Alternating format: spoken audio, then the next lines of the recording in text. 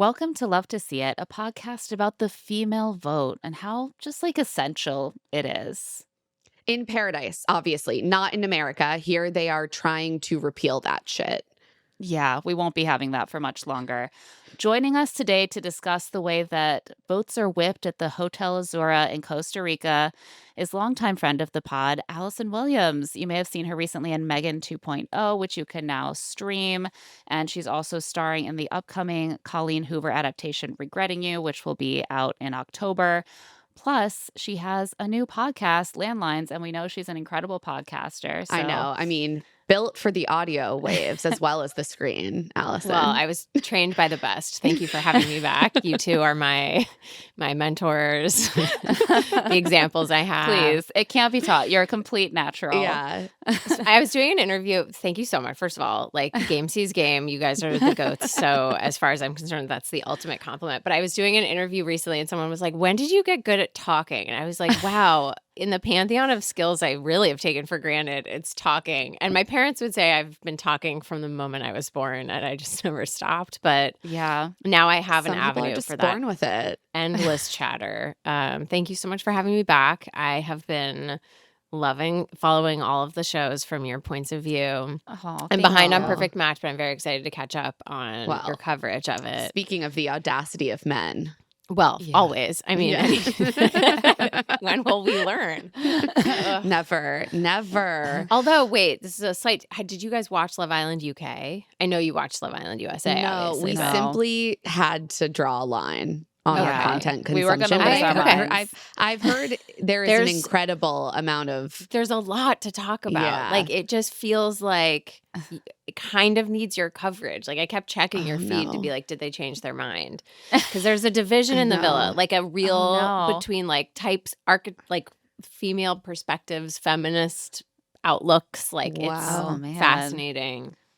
We will all agree. We will all be aligned. The problem is Love is Blind UK is coming. Like, we can't get a break. Yeah. Yeah. There's too much. I know. This is just life now, though. Like, we got to just accept that life is now a calendar of just when reality shows are going back. I mean, certainly our lives literally are. Yeah, I have my podcast is not at all about this. I wish I could talk about it more, but Hope and Jamie are like, unlike the three of us, unsick with this addiction. They are unaddled by this need. What's they that like go on runs at 5 a.m. in South Portland where they both live. Okay, I don't need to start understand talking to your co-host so I can get healthy because my brain is I've been talking to them for over 30 years, and let me just tell you, unfortunately, it's not contagious. The need to the cure hasn't. The deep need to go on a jog at 5 a.m. when you have 2 and 3 kids for each of them, like, it's just at that point it's just so that you can leave the house, right? Yes, but then as we talk about, they get like 3/4 of the way through the run and then they start to feel mom guilt, which they can't possibly like justify because their husbands are fully capable of doing what they need to do. But they then are like, should I be on this run? That's kind of stuff we talk about, is like how stupid our inner narratives are about what kind of person, mom, adult, woman, wife we're supposed to be at any given time. There's always something to beat yourself up about, at least in my brain. This show is honestly a study in people who should have more that they're beating themselves up about. And actually, this whole episode is about what happens when you are beating yourself up and you don't have the space to think about it. So you just project vitriol onto the one person who was the good friend. Exactly. Yes. Yeah. If you beat yourself up too much, you have Allison's podcast. If you don't, you can go on Bachelor in Paradise. Exactly. As a man. Sorry. As a man. Specifically as a man. Specifically as a man. Yeah. As a woman, you should just stop because you're fine. You're perfect, in fact. So before we get into the meat of the episode, just a little housekeeping. We did touch on a bunch of gossip that has come out about the cast of seasons 6 and 7 of Love Island USA, and we talked about all of that over on Rich Text, and we will also be covering Love is Blind UK over on Rich Text. So check out all of that at claireandemma.substack.com. The summer of love continues. But let's dive into this episode of Bachelor in Paradise. We have a new credit sequence. I loved it. The couples are animals this week. This was fun. This was cute. Loved every second of it. I was like, the cat won the most. Cat is a Just cat. Yeah. Yeah, we got lazy with this one. And I enjoyed that Faith was the only human so that Kim could be her steed. That Yes, seemed fitting. that felt right. Although did. horses are not generally seafaring, and that felt like a miss to me. Like if they could have superimposed her onto a whale or something, that would have felt more appropriate. Wow. Notes for the Yeah, production listen, team for were next some time. of these animals from the old beach? Because there was a lot of beach in this animal coverage that I thought was either like stock footage or from past animal sightings from the Paradise like catalog. Do they I'm have? going to be honest. I think it was stock footage. I don't do think too. this was. Man. I think they were just like, let's go through the clip reel. I wonder how much it costs to have beetle attempted sex thwarted by a fall, thwarted by gravity. The anatomy of a beetle fall. They're like, yeah, actually, this clip is in really high demand. People want this one. You're going to have to pay a premium. Pay a premium. So it's Yeah, this day is great. 13, and Kat thinks a fly has died in her hair. I don't know about you guys. I have found a fly in my hair before, so this was really relatable. Dead to or me. alive? Alive. It actually, my head felt weird. I was scratching it, and suddenly a fly flew out. So yeah, that happened That's hard. after Yeah. a beach day with my kids recently. So It'll- that's mom life. It'll happen. Don't Yeah. like knowing that. Don't. I Thank you know. for adding that to my List of pantheon fears. things. Yeah, of The course. great thing is I was so exhausted already that I couldn't even really get that upset about it. I was like, well, it's out now. So Yeah, is- at least now it it's in the flew house. away. now it's in the house. Now it's here among. Now it lives with us. A dead fly in the hair is not. Yeah, that was like a new concern. Yeah, but I we're- really related to the breathlessness of it and the. Yeah, who was she asking for help with it that just kept doing her makeup? Who was that? I forget, one of her friends who was just like, whatever. I It's don't fine. think there's a fly in there. It's fine. Yeah, it's you'll not be my fine. hair. I Take don't care. Take care of yourself, Kat. Kat is really like putting in the work this season of Paradise. She is. Yeah. She's holding that crash out.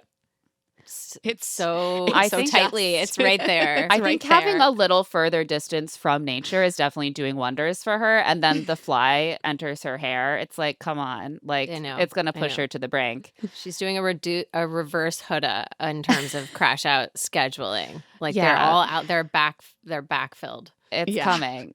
Yeah. Alex is teaching Andrew some French. And Brian and Parisa are working out on the pool deck by kind of doing like backwards push-ups on the pool chair. I don't know what workout things are called. And they're discussing protein smoothies, which she thinks are disgusting. And I was like, okay, they're hanging out again. It seems like they've mended things. The vibes are significantly better between them this episode. So true. But she does just apologize reflexively to him. And it reminds me so much of that Inside Amy Schumer sketch of all of those like One of the women greatest scientists on stage of all time. It's the best. But she is just like constantly like, sorry, oh my God, sorry. Like I'm like, you're doing a beautiful tricep push-up. Like you're killing it. And also protein objectively is gross. We're all just the younger protein powder sibling isn't good. in White Lotus. Yeah, it's gross. Yeah. What if we don't all need to eat protein powder? You know, what if the human race survived for thousands of years without protein Claire, powder? but then and it's how will fine? we get swole? No, that's it a great shan't point. happen. Yeah. Creatine, apparently. So we I do don't see know. a flashback of them on night vision cam in bed, and she's like, I was like, is this the same conversation we've seen before? But this is a Yes. slightly more positive version of it, where she's emotional and profusely apologizing for being too much. It's just because she cares too much and she's sorry that it comes off as too much. But at least this time, he does not sound like he hates her in his response. He's like, you don't have to apologize, and I don't want you to change who you are. Yes. God, the bar is so low for Brian. But honestly, when the episode started this way, I was like, what is this? What's happening? What is this arc I'm starting I know to feel? they're signaling to us. They're There's like, something in the "Brian, force. Brian, not purely a dick, Yeah. might be able to be a decent person sometimes. In the past, Brian was the guy who expected a woman to apologize for normal things like speaking to him or giving him compliments. But he's Yeah. a new kind of Brian who's like, no, don't apologize for that. Actually, it's okay. Yeah. I forgive you. So wild. Kim and Faith have an emotional conversation because he had to have another EKG. He tells her that his last EKG had showed an erratic heartbeat, but this morning they came and took another one. It looked better. They're going to give him a heart monitor to be safe, but he can stay and he can participate in all of the heart rate elevating exercises that they are going to be doing. I was like, I will die if they do a heart rate challenge like on Love Island. Like, where the next This thing they're would like, be the oh, you're moment." cleared. You're cleared. Okay, great. We're going to have all the women grind on you now. Yeah, we're going to intentionally try to raise that heartbeat. But also, why did he scare her? This was so cruel. I know, he She's took like her weeping. aside to Yeah, be it- like, I was "I'm like, dying." oh, he's leaving. Yeah. And then he was like, I'm fine. And she's like crying, and then they're making out. Honestly, the physical chemistry between these two is the to me the most surprising part of this whole show so far. Like they Yeah. want a bone. Like they Yeah. have real physical chemistry at least. I don't know. I love that for them. I hope they do. Same. They're up on Same. each other a lot. And I feel like he was like, if I frame this in a sort of scary way, then she's going to be so happy and relieved, and I'm going to get a little snuggle out of this, and I can laugh and be like, it's going to be fine. I'm going to be around for at least another 48 hours. Don't worry about it. That made me laugh out loud. That was I I did not was see like- that one coming. Me neither. It was funny. He's becoming more like of a normal person to me as the show goes on. Yes. Yeah, He- we're seeing more He's starting to sides feel Kim. like a human Yeah, rather than exactly. a caricature. And I Yeah. do enjoy that. And then they cut back to him like massaging Faith's neck and kissing it, and in the middle of a party. And I'm like, still not Dial it loving back. this. Well, and also like Kathy's reaction to that is Oh, yes. Is that Kathy- later? Oh Okay. yeah, we'll later. get to that. okay. First, they're all hanging out. Leia's kind of still freaking out about how she found out that Jonathan saw her as just a friend the night before, and Spencer is kind of being like, "Don't worry, things can change so quickly here in Paradise." I'm like, "How? No one else is coming, and no one's gonna leave their partner for Leia." But this is the show's like Hail Mary. They send Wells and Hannah out to tell the crew that they're going to have a rendezvous with Jesse Palmer. And with that, Wells and Hannah's work is done, and they head off again, I assume, to like a swimming pool filled with mimosa or whatever they're doing pretty much 95% of their waking time. My I don't- favorite thing is how little labor Wells and Hannah do. 100. She especially like every Oh. week you guys are like, get the bag. This is so impressive. The grift is so impressive. But I'm like, the cropped White Lotus costume to me, it's like when you're watching like a Grey's Anatomy or whatever, and the scrubs are like perfectly tailored. And I'm like, Yes. if that was ever my life, if I went into medicine, you can be sure my scrubs would be like as flattering as humanly possible. I'm not getting the ones out of the machine that are just boxy or whatever. And she was like, I did crunches for decades, and I am going to show off that labor. Crop my shirt. I was like, Yes. I assume per her contract that she gets the 3 inches cropped off. Oh, Her little absolutely. I love how Incredible. it's clear it is that like it's the same shirt, and they It's got the into same wardrobe and they were they just like, didn't? no, this isn't gonna work. That's why I'm obsessed with it. It didn't taper. You could easily have tapered along the back, like 2 darts, where it would be like you'd have like a little bit of a waist or whatever. But she's No, like, it's no, it is boxy. Wells' It's just exact. chopped. It is actually Wells' shirt. I just cropped it. Yeah. But the White Lotus coding is so real. Even in the score this week, I finally was like, yeah, this show also drew from White Lotus as inspo, which is so chilling. Yes. I think that's 100%. also like the horror movie, like impending doom vibe that we get. In your last recap, you were like, is there going to be a body in the river? And I was like, if there was a river, the answer would be yes. Yeah, I think there might be a body by the end of this season. Yeah. So out on the grounds, production has built a big wheel-shaped structure. It's like a wall enclosing a circular like courtyard. There are doors around it leading to the inside, and then there are like spokes between them so that if you stand by a door, you're in a little like booth. You can't see the people next to you. Is that clear? Yes, that's perfect. My That's first very thought when I evocative. You're saw painting a picture. this structure, I was like, this is real investment. They had extremely high hopes that this was going to be worth the like lumber and labor. They did. They did and hope. infrastructure of Jesse headset and technology and whatever. Like all of that was hard, and they were like, this is going to be, and then they had to manufacture an outcome for this challenge because it That's just such a good point where like now I'm thinking, oh, did they really try to implant the idea in Brian that this was the perfect opportunity. There's to no tell way. Bailey. 100%. Yeah, Yeah. there was they thought that certain men, let's be honest, were going to be themselves and were not going to be so savvy to being on television. And also, the big mistake they made was that they did this after the money prize was introduced as a concept, because if they had done this before, I think it's cooler than the kiss thing, because it's sort Yeah. of like, I agree. I don't know. It's not their own choice. There's an excuse of like, well, we were compatible. Like, what do you want me to do? Like, Yeah. I have to explore it. But the fact that they're all now on their best behavior and they're thinking strategically even more than normal, it was doomed to fail from the start. Right. Like Yeah. it doesn't pay to switch up on your partner at this No, point in the you game. are super penalized. You're gonna lose. You lose money, like just actual real money, like a lot of money. And also, like, Too much.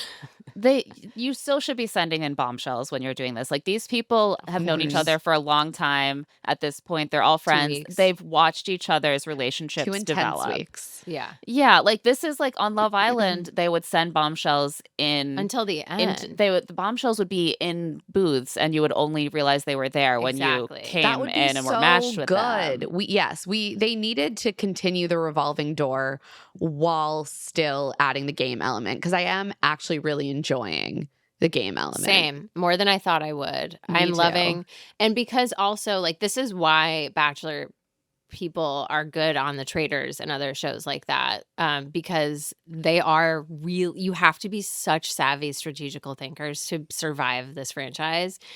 And we never really get to enjoy that in the main franchise itself. And so in this show, we're kind of getting to see some of the gameplay mechanics that they are all secretly using to survive the show. They're good Itself. social gamers. Yeah, exactly. And so it's kind of fun to be able to like see them doing what they are actually always doing, but just like more on its face.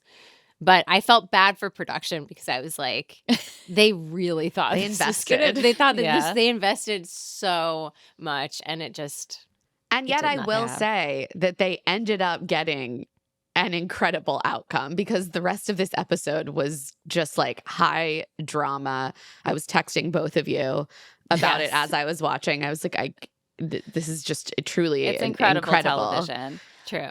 So as the challenge begins, they all like stand in their little booths around the side. They put on headphones and they hear Jesse's voice telling them that this challenge is going to test their compatibility to people other than their partners. The winning guy will get a guaranteed rose because guys have the roses this week. The question of who has the roses, because there's no revolving door, no longer means anything at all. It's just No, a it's a total technicality. contrivance. Yeah. But the elimination this week will be done by a vote. So the winning guy does not get to decide. And Jesse is going to basically ask them all questions. They write their answers on a chalkboard and show it to the camera. The couple with the most matching answers at the end will win. And then also, if you match on more than 5 questions with someone other than your partner, you'll be given the opportunity to enter the circle, meet your match, and be offered like a potential secret rendezvous that night if you both wish, which they do not, because they are all coupled up and their friends are coupled up with all of the other people, and it would just be really weird. So they're asked questions like favorite time of day to have sex, like communication style questions, favorite role-playing games They in the skipped over the bedroom. vastly most interesting ones. I know, It was like they're- montage, I montage. What's your conflict style? I was like, that is interesting. Yeah, I was like, to me. I would like some of these answers that I we're know. not getting. My Okay. favorite spent time of a day for lot of- sex. We spent a long time on favorite time of day for sex. Like, I don't care. Although Faith's 3 a.m. answer, I like paused to think about that for quite a long time. I was I like, know. Are you a night owl? Are you middle of the night, wake up, have sex, go back to sleep person? Do you get yeah. up? You have horses. Maybe she wakes up at 3 a.m. and she's like, that's the morning. You guys are all crazy. I don't know. I know I had questions. Also, you could tell she was like really thinking about it. Yep. And then when she said Yeah. isolate, I was like, we love an introvert on a reality dating competition show. No, those you poor paint soul. a bit of a picture for sure. Like, yeah, Sure. that's how you relax after a long day. She says isolate. Yeah, I was like, Kim, guess what? There's no we in Yeah. isolate, but there's an No. I. She's gonna I isolate, also but was then they like, can have sex at 3 a.m., which Yeah. that actually does kind of, it's like, oh, what if we just like wake up we're both a little bit asleep still, Groggy. groggy. There's no chit chat. There's no Just get right into just it. get right into it, you know? Yeah, totally. I get that. The most I've liked Jonathan in a long time was when I saw him cringe at the idea of chalk. Like chalk is a real thing for me. Like from a sensory standpoint. Oh, do There's you this have that, tiny like- moment. Mm. There's this tiny moment where he like bristles at just the experience of having it still on his finger, and he's like, ugh. And I was Yeah. like, whoever edited this wanted it to be there for those of us who are like chalk phobic. And I was like, I love that. And also I love knowing that he and I have this in common. But it was probably the first time beautiful. that many of these young ass people have touched chalk. Well, that's the other thing. There's That's no so true. tolerance They're in like- this generation. They're like all using smart boards. I was Exactly. using chalk every day as a Ugh. child at school. I'm so thrilled. No technological advance has ever thrilled me more than the whiteboard The technology. whiteboard is very important. It really is.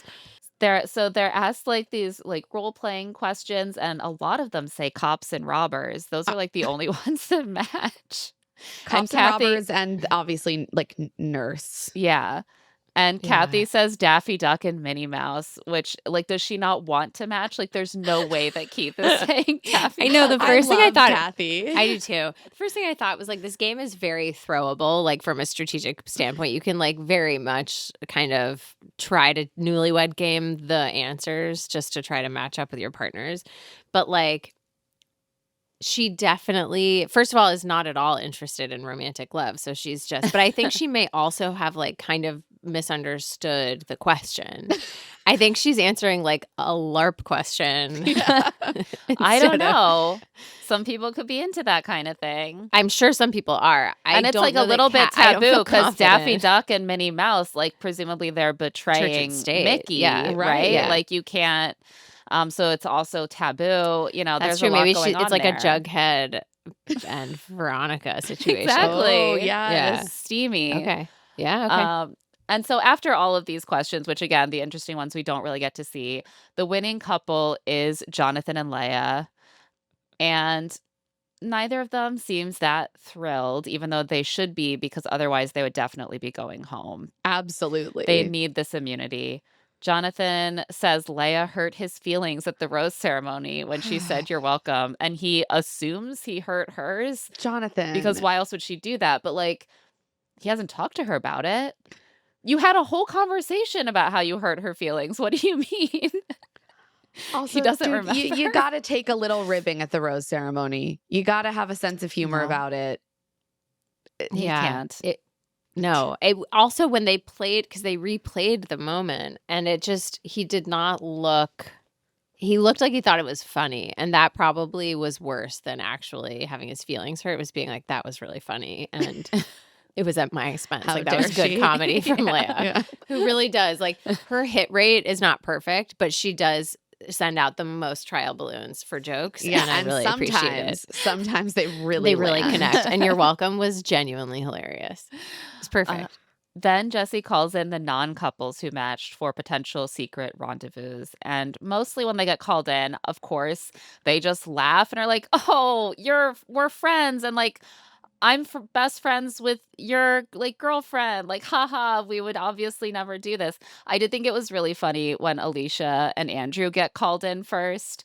First of all, she's clearly hoping for Dale. And then Yeah. it's Andrew. And she's like, LOL. And Andrew looks afraid that Oh if my he God, gets he's like- too close to her, she might like kiss him. He's like, I really like a minute Alex. with It's Alex, working. and it's She's happening. like, yeah, and we're good. Alicia's like, calm down. Well, it's just like, you're good. Andrew, do you understand what's happening? Like, Alicia didn't request Yeah. to go on a date with you. She's not like He's like- trying to date you. She's just physically there. It's like he's in a circus ring with a tiger suddenly. And he's like, whoa, whoa, whoa. Whoa, back away slowly. I'm going to keep my 360, Yeah. keep yours. It's just so funny to me. Like, clearly none of these were real. Production was just like, just send this combination in. What about this combination? Like, Bailey there's no says she got way. It matched doesn't with matter. Bailey says she got Everyone. matched with everyone. Exactly. Which- so What? So what are we Yeah, even doing mathematically impossible. here? Like Like, if just literally. yeah, it makes you think that it's meaningless to match with someone more than Claire, 5 times. Seems You might be pretty onto something. meaningless. It might be meaningless. Does all this mean nothing? I mean, what's Oh, going on no. here? Kathy and Kim get called in. I mean, they have no one else for the Goldens. So just those two couples to swap. And she's like, I would not want a guy who just went from girl to girl, but that's me. Kathy hates Kim. She really does not like him. She does not like him. But when She's Brian not. and Bailey get matched, he sees an opening, or production sees an opening. When they hug, Brian says in her ear, consider it, meaning consider the rendezvous. And she seems very confused. She's very thrown by what he's doing. Fair Because- enough, because he did do a creepy whisper in her ear. Yeah, like he clearly doesn't know how to convey like, no, It's but not seriously, romantic. we should talk, not in a weird way, but like we should talk. Like this is a good opportunity for us to talk, not in a weird way. And so it just inevitably comes across as very weird. But no one seems to be seriously considering a romantic version of this meetup. Everyone is just going around being like, wouldn't it be so weird if anyone did a secret rendezvous? Like, why would you do that? I'm really upset at the very idea that someone might do such a thing. What's crazy is that when he did the whisper thing, I thought like, oh, he is so into Bailey as a person, and he speaks so effusively about her, like way more than he speaks about Parisa and way more than Jeremy speaks about Bailey. I was like, maybe he does like kind of have feelings for her, but then later when they are interacting, I'm like, no, this is not, he does not have romantic feelings towards her. just Like respects he her. just, what was interesting about the considerate and a few of his choices is that I think we watched him go from listening to production and letting them tell him what to do to watching him try to get the reins back on what he had done. And that's kind of the like meta unspoken arc of this episode was like, considerate was definitely pitched to him by a producer. Like, I feel quite confident he wouldn't have chosen that. He would have been like, I want to talk to you about, you don't need to whisper anything. They're all like dancing and listening to music. Whispering is completely unnecessary. You could just be like, I want to talk to you about something that's going to be hard to talk about. But production was like, just whisper, sexy whisper. Right. Why could he never say or write in his note, like, it's not romantic, but I have something I need to ask you or tell you? Like, that never enters his mind, or production says he can't do that. They clearly wanted it to feel a little bit questionably romantic. Of course. Like, it's possible that he even said something like that to her, but she doesn't seem to think that it's normal what he's doing. I think they must have like prevented him from just speaking more plainly to her about it. Because then like also the timing of it all is very odd. Yeah. For a secret rendezvous. So, everyone is like, obviously we can't do secret rendezvous, but Brian really wants the secret chat. And the fact that no one is having the secret rendezvous is making that kind of tough. So he sends her a note saying, I just want to talk. And this does not put Bailey's mind at ease. She's really put off that he would even ask for this. And she's like, I don't know how to handle the situation that's dropped into my lap. On that note, we're going to take a quick break. When we get back, we will discuss what happens with the secret rendezvous. And we are back. So while all of this Brian and Bailey stuff is percolating, the vote jockeying has begun amongst the rest of the group. Jess, Alex, and Kat are all feeling pretty salty that Jonathan is the immune one this week because they are just over Jonathan and they would like to send him home. And they're like, they're the only non-romantic couple. Like, it clearly who else are we supposed to go for? Right. And Jess is like, I think that you should only get to stay if you have found love, which is what we're here for. And I'm like, of course you feel that way, Jess. Like, you are the poster child for having... You are the smug married of Bachelor in Paradise. The Goldens and the Youngs all seem to agree that without Jonathan and Leia in play, a Golden is the most likely target because the Youngs don't want to send their friends home. And also people don't seem to really buy either Golden couple as a romantic couple. And it just seems problematic to me to even do this format for the first Golden season because there aren't very many Goldens, so they're highly vulnerable to elimination. Yeah, it's just like a matter of time before all of the Goldens are eliminated. They just don't have the votes. Like, they're too small of a voting block. It's just math. So that night, Leia and Jonathan try to kind of right the ship. They settle in for a talk, and he expresses that he's upset about how the night played out with the rose ceremony and the conversation they had. He says he didn't want to hurt somebody he actually cares about. And Leia says it was frustrating to hear these things from other people. She's like, I'm okay with us just being friends, but say that. Don't let me find out from other people in the house. And then Jonathan is like, but did you even have feelings for me? And she's like, yes. I told you that I did. Like, he's trying to be like, I had no Jonathan. obligation to tell you that because I could just like tell. I just knew that you didn't feel that way about me anyway. He is fundamentally like, I do believe a lot of his missteps have come from a place of not liking to hurt someone's feelings, which is a very human Yes. feeling, but it's also part of growing up is being able to say what you want or don't want and do it in a way that feels respectful as possible, but being willing to allow the other person to have whatever emotional response they are going to have to that. And it's really hard, especially I get the vibe from Jonathan that his desirability has increased in recent years. And so I don't think this is a familiar feel. I don't think he has a lot of practice with this. Like, you know, the F boys of the world can do this in their sleep because they just don't care. You know what I mean? He's new He's to new being to hot. this. He's Yeah, nouveau yeah. hot. And Yes, that is he's like nouveau hot. that is a rough position to be in. I Yeah. think the thing about Jonathan is that like there's no problem with him just wanting to be friends with someone or like not being attracted to someone and being honest with them about it. That's great. His issue is that he skirts direct communication.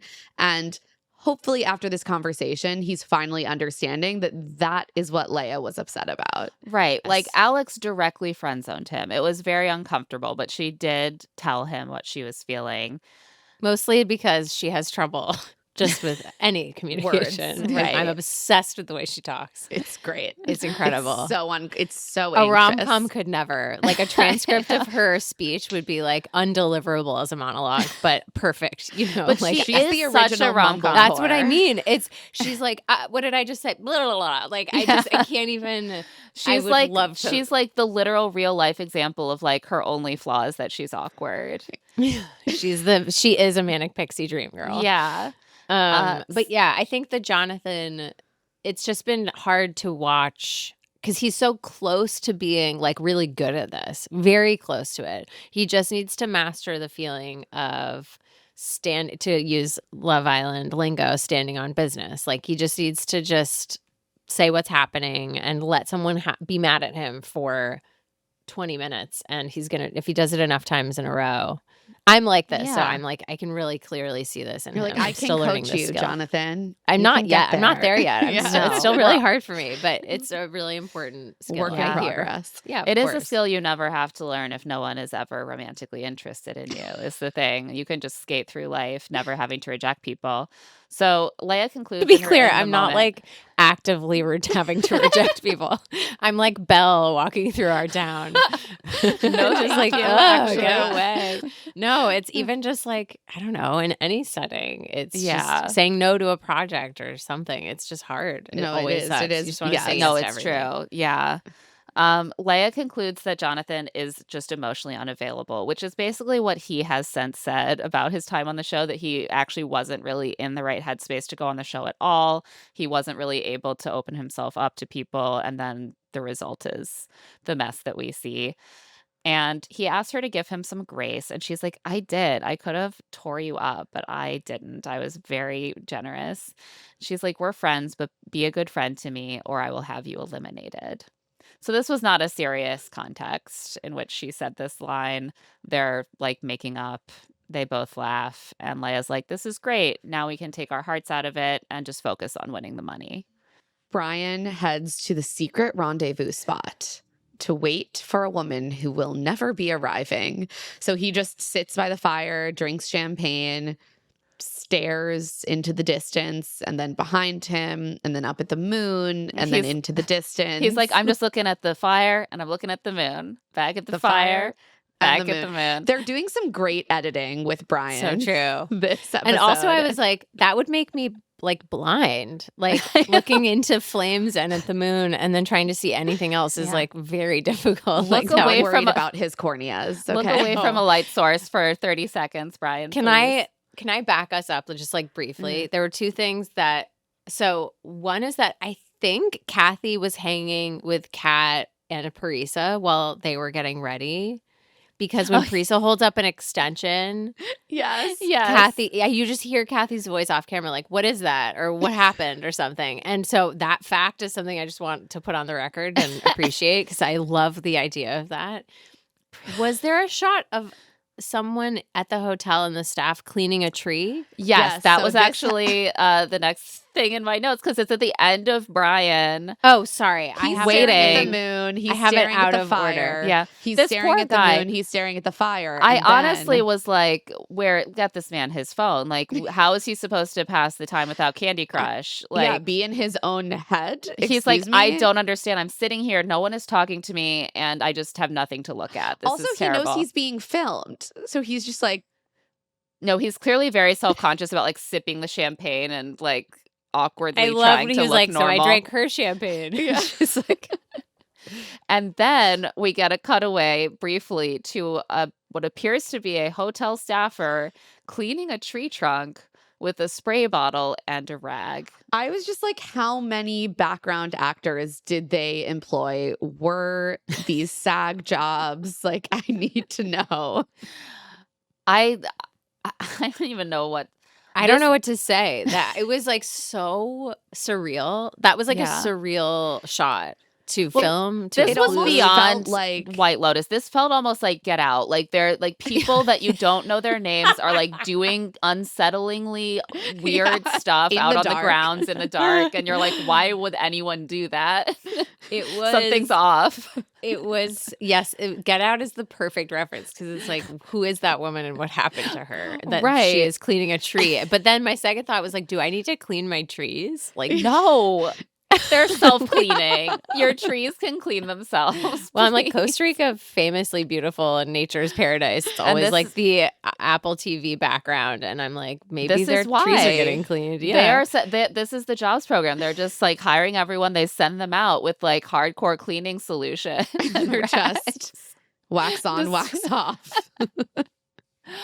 So Bailey does not arrive. Inside, Jeremy is turning in early, and Bailey is doing her nails and confiding in Parisa that she didn't want to do a secret rendezvous, but someone asked her to, which I assume Parisa was just there.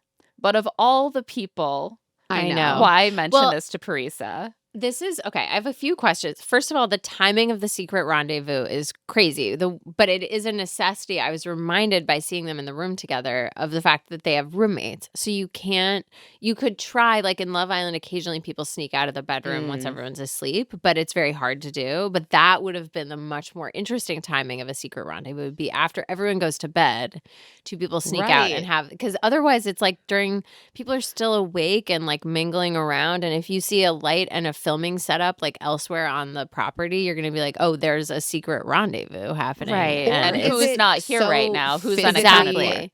Or is it so physically far away that it's like you would Maybe. assume that someone's in an ITM or something? Yeah, exactly. Doing an interview somewhere else or in someone's room, maybe. Also, I but like that they're just letting Jeremy just go to bed. I know, got me the too. sense that Sean also went to bed. I feel like people were just like, we're tired and we're not going to go to any secret rendezvous. I am happy so. that they are allowing this. That's Yeah. very healthy. But what Um, confused me is that they didn't show us any like evening footage, really, like of people at the Nope. bar mingling, whatever, like prior to this. So I was like, what time is it? Like We have yeah. no idea. There's no way to orient yourself. You Ugh. just know it's dark. Actually, But they've been so good at about one it so point, far. they do mention what time it is, which is so rare on this show. Oh, but I really? got this. Yeah, Brian does. That's coming up. So What- Teaser. I'm on the edge of my seat. what does happen? I think that they all got back in like the late afternoon from the challenge. They're all tired. They're like showering, chilling. Bailey does like all her nails. Some of them go to bed early. And I think that like people start filtering down to the bar a little later, like 10 or 11 was my impression, because they're just like kind of regrouping from the challenge. And then Bailey is telling Parisa while she's doing her nails, like, someone asked me for the secret rendezvous. And Parisa, of course, is immediately like, okay, so was it Brian? And this is the obvious follow-up question. And Bailey very conspicuously won't confirm this. We have a clip of this. I would want to know if it was Brian. I'm just saying, and with anyone. No, I'm going to tell the person once I talk to Jeremy. Yeah. Oh, no, I hear you. That's a great strategy. Honestly, that's a great choice, Bailey, to talk to Jeremy first, but was it Brian? Would you tell me it's not Brian? Would I tell you that? Yeah. I'm not going to tell anybody. Bailey, yes or no, was it Brian? I'm going to have to clean up all these edges later. Be honest with me. I'm not saying who, but I said no. It's Brian. I mean, of course. This episode, we see both Bailey and Brian so clearly not wanting to directly lie to someone that they're talking to and go to they immediately make it extremely obvious what the answer is, because if it weren't the answer, they would just say, oh, no, it's not Brian. I know. Oh, no, that's not it. But I do think that Bailey is doing something that she's trying to soften the ground because she knows that eventually she's doing girl and boy code math here, which is something that no one else has been doing on her behalf, which is that she's like, okay, the right thing to do is to tell Jeremy first, but then later when I tell Parisa, I want her to know that I was not lying to her about it and was going to tell her about it. So she's trying to do it in the right order, but the priest is next to her, making it very, very difficult. But later, when I was watching everything that comes next, I was thinking about how thoughtful Bailey was being about the order, the PEMDAS of it all, the order that she was going to do all of this. Order of operations. I think exactly. the right thing to do would have been to just not mention it to Parisa so that Parisa wasn't spinning for the next hour. That was definitely that would have been the more kind thing to do, but the code version of it, I see Bailey's dilemma, because Parisa then would just be we were in the same room and you didn't say anything to me, and so Bailey's wheels are spinning. She's trying to figure out how to play this. It's hard. Is the beginning of a long stretch where I'm Bailey has been put in a very uncool position by basically everyone here almost, and now she is just going to have to navigate it with as much grace and poise as she can, and it's really not fair that she was put in this position to begin with. So she goes to Jeremy's room and wakes him up, and she tells him that Brian asked her for a secret rendezvous and she wants to send him home. She doesn't like that he was sneaky and grimy and put her in an awkward situation with Jeremy and her friends. And Jeremy is half asleep. He's like, great, let's send him home then. Whatever. Fine with me. I really enjoy that, the majority of the drama that Jeremy is in this episode, he is half asleep for. Yeah. Honestly, it felt a little unfair, but also definitely helpful to him. If he had had his full faculties, I think he would have tried harder to hamster wheel himself into a bigger hole. His sleepiness, per Kat's original request for a sleepy man, which destroyed me, and I've quoted since. Okay. Yes, his testosterone levels are asleep and sleepier, and he is also asleep. And it just felt like it actually helped his ability to just say the thing. Do you want to sit down? I'm sorry, I should have told you. I'm sorry, don't worry. And I do We're think good. it creates an aura of almost innocence, because he just seems so helpless and vulnerable. Because he's just a sleepy baby. He's just so sleepy. And why is someone yelling at him right now? He's asleep. Poor guy. So as this is happening, Parisa and Brian are meeting by the bar, and she is just okay, I've gotten this hint from Bailey. I got to ask directly. She asks if he went and had a secret rendezvous with anyone. Sorry, the words are important here because it's so funny what happens. She's like, did you go out with anyone? And he's like, what? Huh? Go out? What do you mean? This is Brian's thing, Mamacita. Yeah. But this I'm a is mama. Brian's version of what Bailey just did. He does not want to lie to Parisa. Parisa is eventually going to know what happened. He doesn't want to lie. He also doesn't want to talk about it right now. So he's very badly deflecting and therefore making it extremely obvious that he was the one. He does this later too. messaged He's just Bailey. if I mirror someone's words back at them with a tone of confusion, will they drop it? It's not a lie exactly, but it makes it seem like I have no The idea problem what they're is talking that about. he put a baseline of chatter that's like going into very specific amounts of cc's of Botox in his face. So we know he's chatty. He'll answer Yeah. a question Right. thoroughly. So when he obfuscates or like doesn't answer, it just is It's- totally out of character. yeah, if he it's had an quite obvious. aura of like mystique the whole time, everyone would be like, that's just Brian. That's so true. So he realizes that she is not going to let up. She's like, "Did you have one of the like secret rendezvous?" And he's like, "Let's walk." And he pulls her aside to talk, and she's like, "Okay, so it was Bailey. You wrote a note to Bailey," and he confirms. And Parisa is now like, "Oh my God, is he into Bailey? What did he want to talk to Bailey about how to dump me or something?" And Brian doesn't want to go into detail. So he tries to keep it vague at first. He's like, "It wasn't romantic. Something was weighing on me that I wanted to tell Bailey." And finally, she keeps pressing. And finally, he's like, "I was going to tell her that Jeremy called Susie." And he says that he heard directly from Jeremy or straight from Columbia. Is that like a I was unaware, but is that like a reference? also this No idea. This let us know that Parisa, I guess, was one of the very few people that Right. wasn't aware of this call. Yeah, she did not know. And so she is like pressing him a little bit about the information. He's like, "I know for sure. Jeremy said it to me. And I'm sure he's not going to tell Bailey. So I feel like someone needs to tell her." Parisa's like, "Oh, Bailey thought you were like interested." So she was really like thrown, and they laugh. Of course, it's not that. And Parisa's like, "This game is really bringing us closer together." One thing they seem to neglect to discuss here is whether Parisa should keep this under wraps, which is something that I think Brian maybe should have made explicit to her. Yeah, I think perhaps they should have discussed strategy there because it really goes Yeah. awry.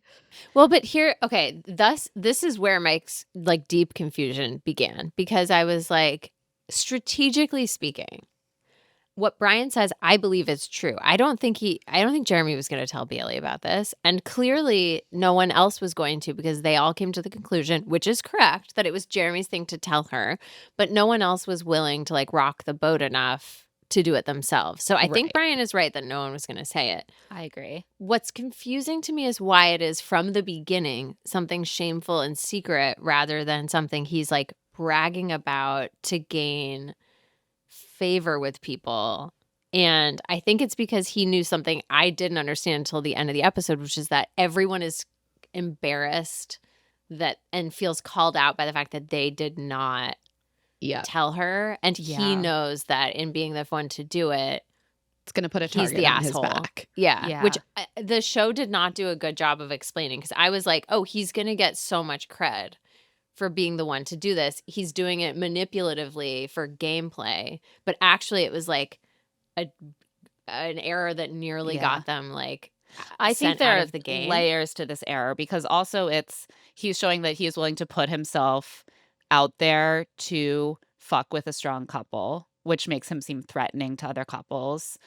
And you hear this with the guys also later. They get very concerned that he might do this to them next. Like he's Which someone just who's made me wonder, what What are have the you rest of done? doing? Exactly. I was like, a concern you would not need to have if you behaved well with regards to your Correct. I mean, partner. I agree. And there's a lot to unpack there. But I do think that it made a lot of people think like this is the kind of ruthless competitor in the game who is willing to do whatever to destabilize a strong couple, not someone that I want to have around in this game. Right. And so I think that he maybe didn't think it through a few steps to like everyone would put their heads together and be like, "Did you tell her? Did you tell her?" Like Right, they there's might not figure that out who many did it. of them there. Right.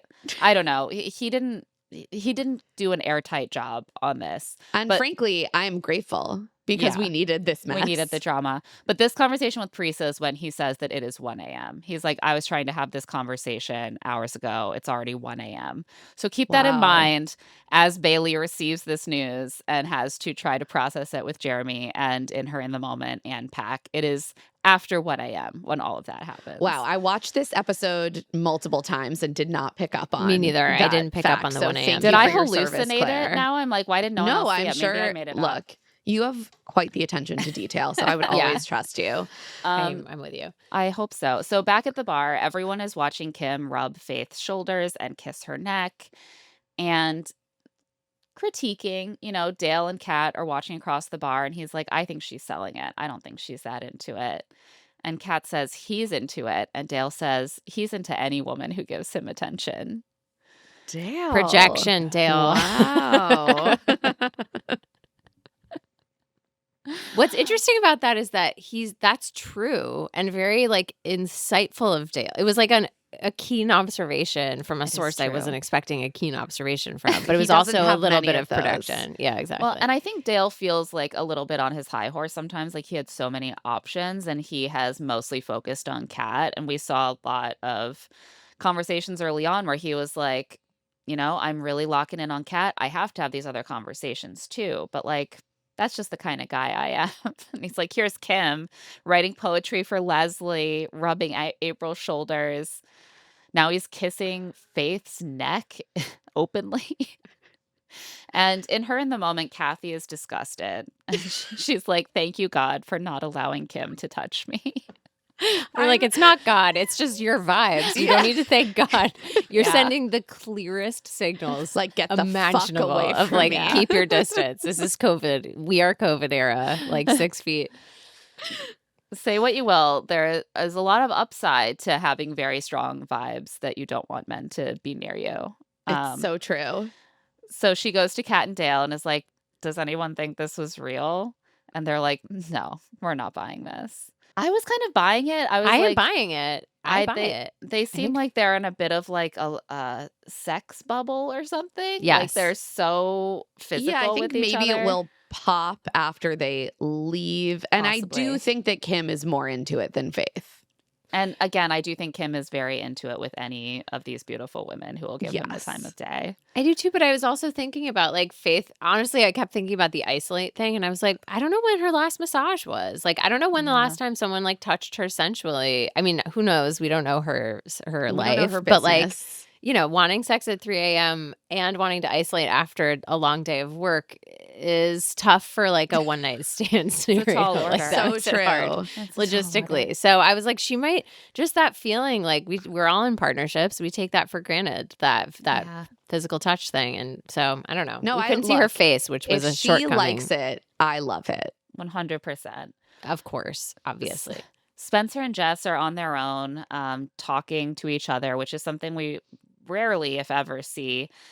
And they're talking about how they want a ranch one day so their kids can just ride around on four-wheelers and not be screen kids. And I mean, that's their decision. The AAP recommends no ATVs until the age of 16, just FYI, because they're incredibly dangerous. But no screens, 100%. No screens, but 2-year-olds on Just like ATVs. blunt force trauma to the torso. That's all. Bailey joins them and they laugh together about how Bailey and Spencer had a hot and steamy rendezvous after getting matched. This is when she says she was matched with everyone. And then she says someone did ask her for a rendezvous. And what do you know? Here he is. Brian walks right up and pulls Bailey away.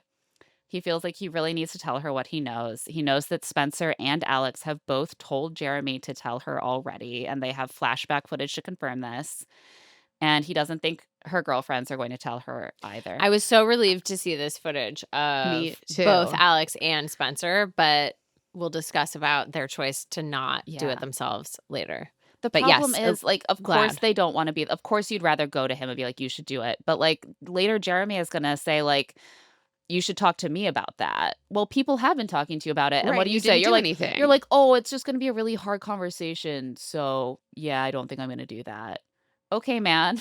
Like, He was just putting it off and hoping that he would never have to deal with it. yeah. So, it's now thunderstorming naturally, and Brian and Bailey are ready to finally have this sit down. Meanwhile, Parisa is telling Alex that Brian is going to tell Bailey about Susie, and Alex says everyone knows but her. I was like, this is the moment where Parisa unintentionally ruins any chance Brian has of lying later. Like why are we even pretending that you can lie when Right. like Parisa directly told Does Alex? he not? I don't think he knows. I don't think that he does this not know, but happens. Parisa maybe should have mentioned that. Yeah, Parisa's doing a lot of like sitting back and being like, I'm not part of this. She's like, Honestly, oh, from has Kat- anyone been talking?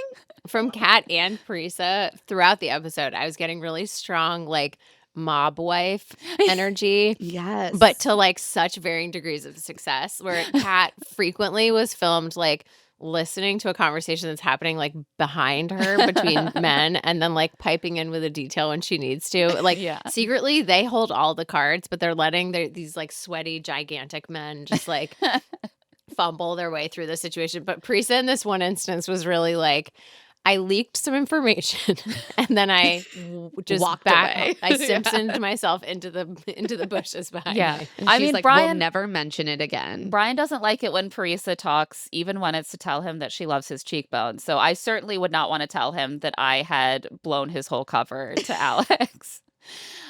Alex says in her in the moment that she's also really close to Jeremy as well as Bailey, and she didn't want to backstab him. And also she knows he's really into Bailey, so she didn't want to like get involved in messing up their relationship.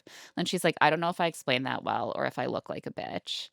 Oh, Alex. And yeah, this is where we really start to see the people as they find out who knew already, especially the ones who are close to Bailey, are kind of spinning out, being like, oh my God, it looks really bad that I was not the one to tell her. It looks really bad that I sat on this. And someone who doesn't even know her that well gave her the heads up.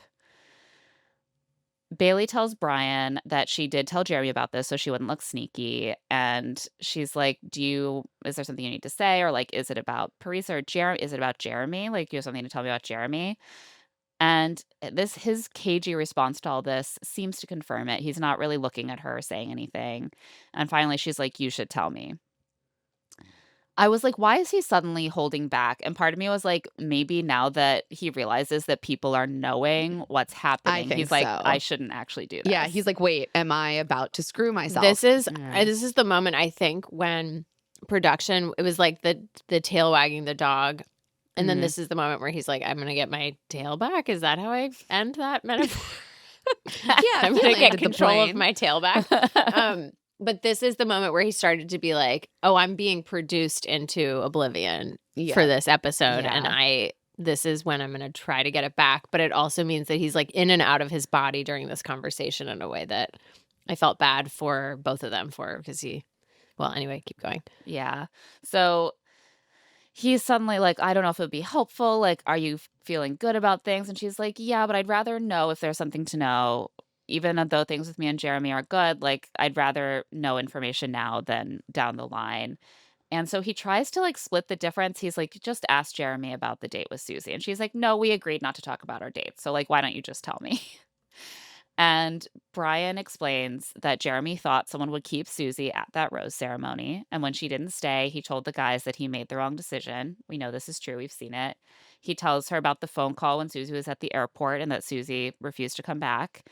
And he tells her that the night of the bird dance, Jeremy said that if Susie came back, he would propose to her on the spot. This is the one detail that you're like, Brian, you are not providing the full context, because it seemed fairly clear that Jeremy said this as like a throwaway comment as a joke. Yeah. I feel like that specific comment was a joke. And you could have said, like, even the night of the bird dance, he was talking about how he wished that Susie was still here instead, without throwing in this detail that Jeremy was like, haha, obviously not. So Bailey starts to cry quietly. She thanks him. She's like, I'm sorry. I thought you were being sneaky. He's like, you have nothing to apologize for. She says, it just sucks because I like him so much. This is so sad. That he kind of delivers like the death blow. He's like, just so you know, half the people here already know. And that really seems to mess her up. That's devastating. That feeling that like everyone around you is talking about you or like holds information and refuse to give it to you, and they're your friends. I mean, it is just, I felt so sad for her. What did you guys think of him including that? I thought that was an interesting one in the sense that I can see both sides. Like, I can see the thought of like, she might now want to go and tell people and be confused that they actually already know. I want to prepare her for that. At the same time, it seems like another step toward like undermining her relationship with other people, like strategically. Yeah, What did you ultimately, think? I thought it was it's what Jonathan struggles to do. I honestly, it was like, I thought it was the kind thing to do. And part of having F-boy vibes to me might mean that it's easier for him to just say the thing. But I thought it was so important that she know that, because I would rather find that out in one moment than in 10 subsequent interactions with people where you're just individually getting heartbroken by each person that you try to confide in about this, finding out that they know. And then also he's kind of making it so that none of them can bullshit her or blur when they found out or whatever. Like, now she's empowered, at least slightly, going into these interactions with people being like, I'm guessing you already know this, which is, it's giving her some power back in a really strange way. So I thought about it a lot, but I ended up thinking it was the right call on his part. Yeah. No, I think part of the weird thing about what's going on with Brian going to Bailey is that it's very hard to trust his motives. And well, especially because he said that his motives were mixed. But even mixed, you're sort of like, well, would you have done this at all if it were not seen as strategically advantageous to you? Like, if you and Jeremy were good and you felt like he was this good alliance for you, would you have ever been tempted to do this? Or was this really purely kind of strategic? I kind of feel like it was.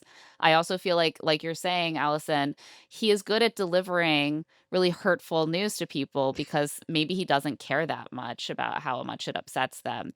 Because if he can look Parisa in her eye and be like, it turns me off when you say nice things to me, and that's going to push me away, so stop it. Maybe that's the same thing that allows him to say this to Bailey, which I don't find super flattering. At the same time, no one else was going to do what Bailey needed. And I actually got the sense that Brian does care about Bailey, even though I also think can be a cold-hearted strategist, and like, he is not worried about ruffling feathers. I do think that he genuinely values Bailey's friendship.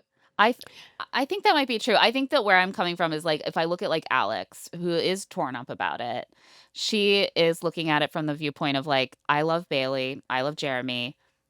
I believe that Jeremy really cares for Bailey and is in this relationship. So why would I, be the person to break Bailey's trust in Jeremy? Hopefully he will have that conversation with her. This relationship that I believe they're both invested in can proceed in a healthy way. Brian doesn't really care that much about that. Well, but the thing is, like, so let's say that somewhere early in this conversation, Brian's starting to put it together that this is actually to his disadvantage strategically, that this is happening. We've seen him fully be able to just like extract himself from interactions with Parisa without, like, I'm not answering that question about a favorite color. Like, he's not afraid to just, per your point, like, he's not afraid to just pull the plug on a whole. He doesn't yes and. He's like, I'm the boss of where this goes, and if I decide that this is not gonna be, if this is gonna fuck me like strategically for the rest of this week, I will just pull the plug on this thought process. And he would have left it at the weird, vague way he started the conversation. But the fact that he like went the whole way and then immediately is like, yeah, this was rough, I now have a huge target on my back.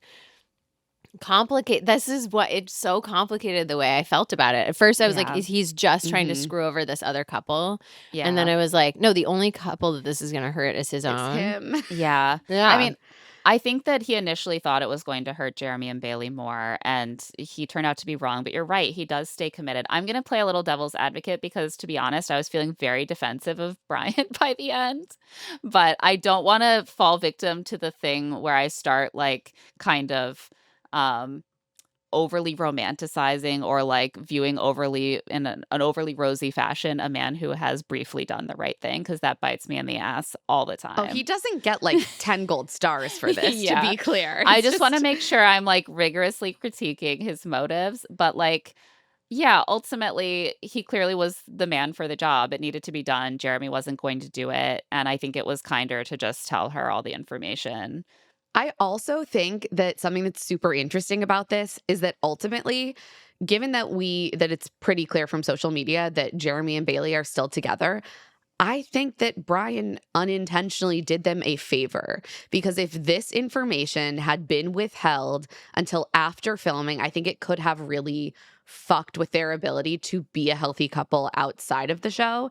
And instead, they like got to surpass this hurdle during filming. So in a way, It's it possible probably helped them. that it helped them. Yeah. The only scenario where it didn't help them is a counterfactual where Jeremy was going to tell her in the next like 3 days. Which he claimed. I mean, it's the easiest claim to make in the Right, of world. course He's that's like, the I claim, would have Matt. told her basically tomorrow. And I'm like, oh, Yeah, what are okay. the odds? How weird. Day 8 of knowing Yeah. something and knowing you're Hmm. supposed to tell someone. It Yeah. was the magic coming day. tomorrow. Yeah. Okay. Yeah. On that note, we're going to take a quick break. When we get back, we will see how this revelation impacts the entire crew. And we are back. And this information about this whole mess is starting to spread like wildfire throughout the group. Alex is telling other people that Brian is telling Bailey about Susie. And Parisa is suddenly realizing, oh no, maybe Brian has put a bullseye on his back. Parisa, you did pin that bullseye straight Right, because on. it would have been so much easier otherwise to be like, oh yeah, we were just talking about my relationship with Parisa, which has been rocky, and like she's really like helping me navigate the situation. You can't do that now because But also- Alex knows. But also, Brian didn't say to Bailey, don't tell anyone that I told you. At least not that we saw on camera. Like, Well, but they Bailey never didn't tell decided anyone. how clandestine this was. But No, they no one mutually decide- decided No not one to. strategized here. No. Right. And then Bailey clearly wants to protect Brian because she appreciates that he did this. She doesn't want him to be punished for that. And so she starts lying a little bit about whether he did it. Brian's trying to lie. Parisa's like, oh, I just thought we were going to talk about it. I don't know. So Never mind. funny. I'm not involved. She's Parisa like, at no what point did she cops call to herself? this. I'm an overthinker and an overcommunicator. Yeah. Or last episode, he was like, sometimes I think you overcommunicate. And in this episode, I was like, not me agreeing with that note, because literally it is the biggest issue is that, yeah, they were all overcommunicating and under strategizing. You know, I mean, listen, we're all on podcasts. So I think we know how it feels to just have so much to say that like things come out that you're like, oh, No, now I that relate. now that I'm seeing your reaction, I'm realizing I wasn't supposed to tell anyone that. And I talk so much that things happen. So suddenly everyone is talking about this at the bar. Bailey is a mess. She's crying. She wakes Jeremy up again. It's probably like 2, 3 in the morning. And this time she's sobbing. And she tells him she just wants to go home. And he's squinting and being like, what's going on? Huh? He's like, what am I dreaming? he also still has an earplug in for like half the conversation. So he's like half able to hear her blinking in the darkness. Like, And she asks him if he called Susie. And suddenly his eyes open fully and search around like he's just very briefly fully conscious. And is Susie in the realizing room what's with happening. us? He does this like eyes all around like, oh God. And then he goes back to being half asleep again. It's crazy. It's like he just It's has like this the brief rush of moment adrenaline, and then clarity. like all the adrenaline leaves his body, and he's like, Yeah. He's like, do you want to sit Yeah. down? Which I saw as him being like, I need to be more lying down. yeah, I Like am somehow not I need to lie down Yeah. more than I'm He's already like, lying down. I'm not going to change my position of half up on my elbow, but I certainly don't want her to be so high above me. So let's equalize this a little bit. She sits on the bed and he kind of has his arm around her, but again, still mostly lying down. And whatever question she asks, like, do you actually want Susie? Do you regret your decision? He just seems really bewildered and is like, It's like, no. no. Well, he's clearly like, what just happened? Like, why does she think I want Susie? Like, I don't. He's not processing. Yeah. And Bailey is really emotional. She's like, I really care about you. Like, I don't know what's going on. I just want to go home. I don't want to be here. And he's like, don't go home. Like, I'm sorry. I should have told you. Please don't go. And she finally gets up and leaves, still crying. And Jeremy lies back down, which is a choice. My sense here was that, like, I think that because he says I was playing Paradise. Is that in this conversation? This is in the ITM they showed during this. He Right. says, I was playing Paradise back then, but things changed fast here, and now I'm here for Bailey. So my understanding of that subtext is that big chunk of his defense to her would have been producer related. I think that like they were really encouraging this. Like we don't have our phones. Like you need a producer to be on your side to be like, let's call her, you know. And I'm sure once he was on the phone with her, it was like a surreal moment of like, why am I talking to this person, you know? And then I think a lot of what he would have said to her is like, you know, I was encouraged to follow this, but like it's been all these days and we're having the best time and I feel very connected to you. But I think that I was encouraged to do this part was probably cut from the edit. And so it just seems like he's only saying the second part of that. Right. That must be why, because at no point during this episode do we get a really good, solid exploration of why he did this or why he feels past it now, which is really frustrating. I mean, to me, like, the fact that it kept coming up, even the night of the bird dance, to me is really undermining to that claim. And I think that, in my view, I'm sure the production was at play, but also there's an element of like, well, I'm here to date around and have fun. And I thought I was going to get to date around and explore things with Susie as well. And that didn't work out, but that's what I came here for. So I want to get to keep doing that.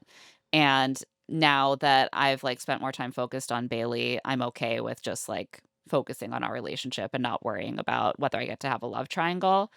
That was kind of how I read it. I don't know. Like, I also think that like, frankly, this is partly probably just his personality, but I would love to see a more full-throated, like, I'm really here for Bailey than what we see during this episode. Whatever he says, though, seems to be Enough eventually like assuaging to her. So that's what's so interesting to me. Like there's a part of this defense that we just are not privy to, which is annoying. Yeah. Both of their conversations seem super chopped up. And also I think Bailey just feels really good in their relationship clearly and is really into him.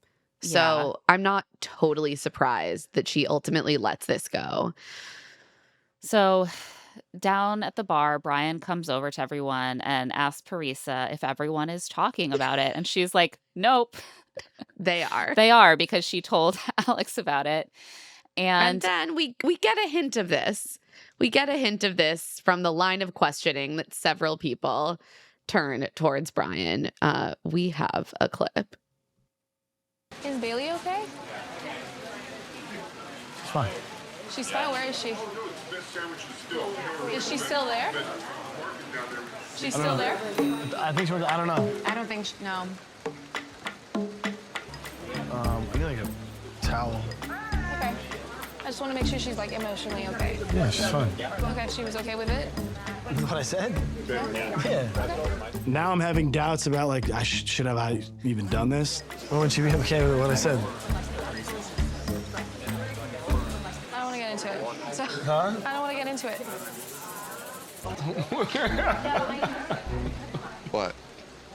Dude, so much information floating. What's floating? People just think you went to talk to Bailey about the Jeremy call thing. What call? What call? What call? Oh, why wouldn't she be Dale. okay? Dale having real mob energy during this conversation. And Like- Andrew.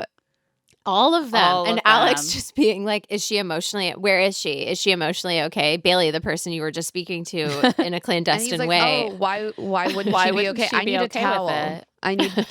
I need a towel. I don't. Yeah, I felt like everyone was trying so hard to incriminate him without accidentally incriminating themselves, and they're all doing a Right. really bad job. And Yeah, Alex has 'cause a push Alex- pop. Also, Alex just needed to didn't throw want that to in there. say the thing. Yeah. Alex didn't want to say it. Dale didn't want to say it. I'm like, you clearly know. Like, you said enough that you know, but then you don't want to actually say. And At one point, Dale said, like, tries to whisper it. He's like, I thought you were trying to say about Susie. Susie. I'm like, guys, you're all mic'd. You're all Even the so whis- close the to each other, whispers too. Can be Like, heard. Yeah. at a And- certain point, also, it seems like maybe Brian should have made a different move here, because he's clearly Yes. going with what he did with Parisa, which is sort of like not lying, just repeating what they said back to him in an What? interrogative What call? way to make it seem Call? like you don't know what they're talking about. It just seemed But- like you don't speak their language. Yeah. But that is going to be received as a lie if they find out that you told her and that you knew about this. And so he is essentially lying to them. And He should have just owned it with his whole chest and 100%. said, Jeremy was never going to do it.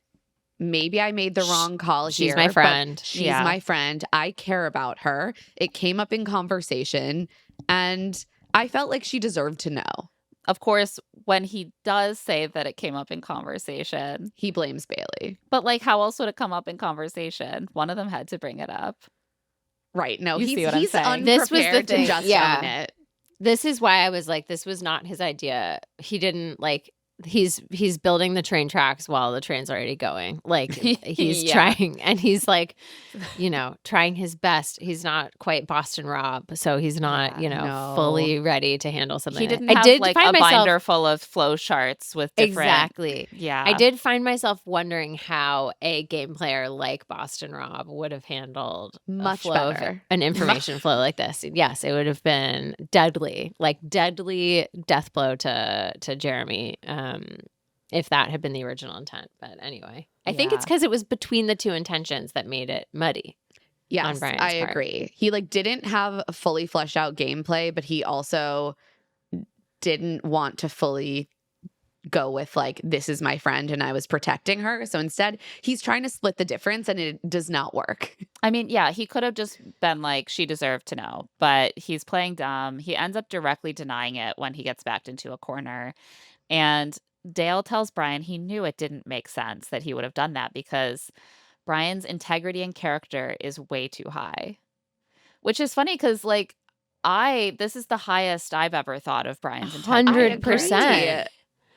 I'm Well, like, Dale. Dale is operating on bro code. Right. Yes, they all are. They like all Andrew are. too, like all of them, except for Spencer, who I thought cared the least about bro code. Yeah, Spencer cares the least. He just cares the most about having someone who might have it out for strong couples in the game. That's true.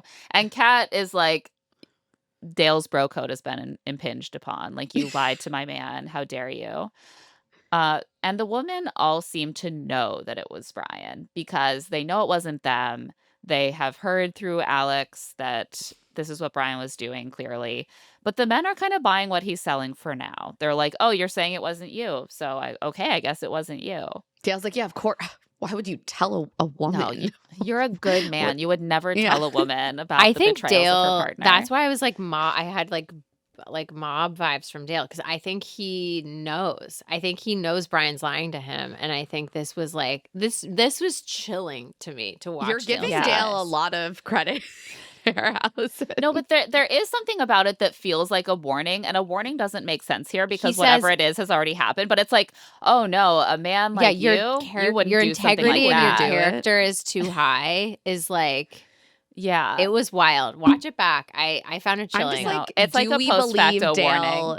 has the ability to communicate in that many layers? I'm unsure. Listen. I think men are capable of many things when it comes to deceiving women. they are Leathermen true. of deceit. Alex goes to Bailey in her room. Bailey is sobbing, and Alex tries to talk her down, which is tough because, of course, now they both know that Alex basically knew. And Bailey is packing. She's like, I just want to protect myself. I don't know what's real anymore. And Alex feels so bad. Alex is like, did I fuck up here? Should I have been the one to deliver this news to her? Yeah. She's like, did you know? And Alex is like, I did, but wait. I know no. she's like literally she's trying to reaching hold out. her. I know. Yeah. I'm like, who hasn't had a conversation like this where you're like, yes, but don't leave. Like, we have to talk about this. And she's like, I was just, thinking about how Jeremy was like he was just so upset about the date that you went on, and he was just reacting out of that feeling, and I didn't think it would be helpful for me to tell you. And Bailey brings up that she heard Jeremy said he'd propose, and Alex is aghast. She's like, no, he never said that to me. I don't know where you would hear that, which also is kind of a rough thing for Brian to have shared, because I think the only person that he said that to was Brian. Right. Leaves a little bit of a trail. Alex seems really torn up and conflicted that she made this choice and that now Bailey is more hurt because she found out later from someone who is less close to her.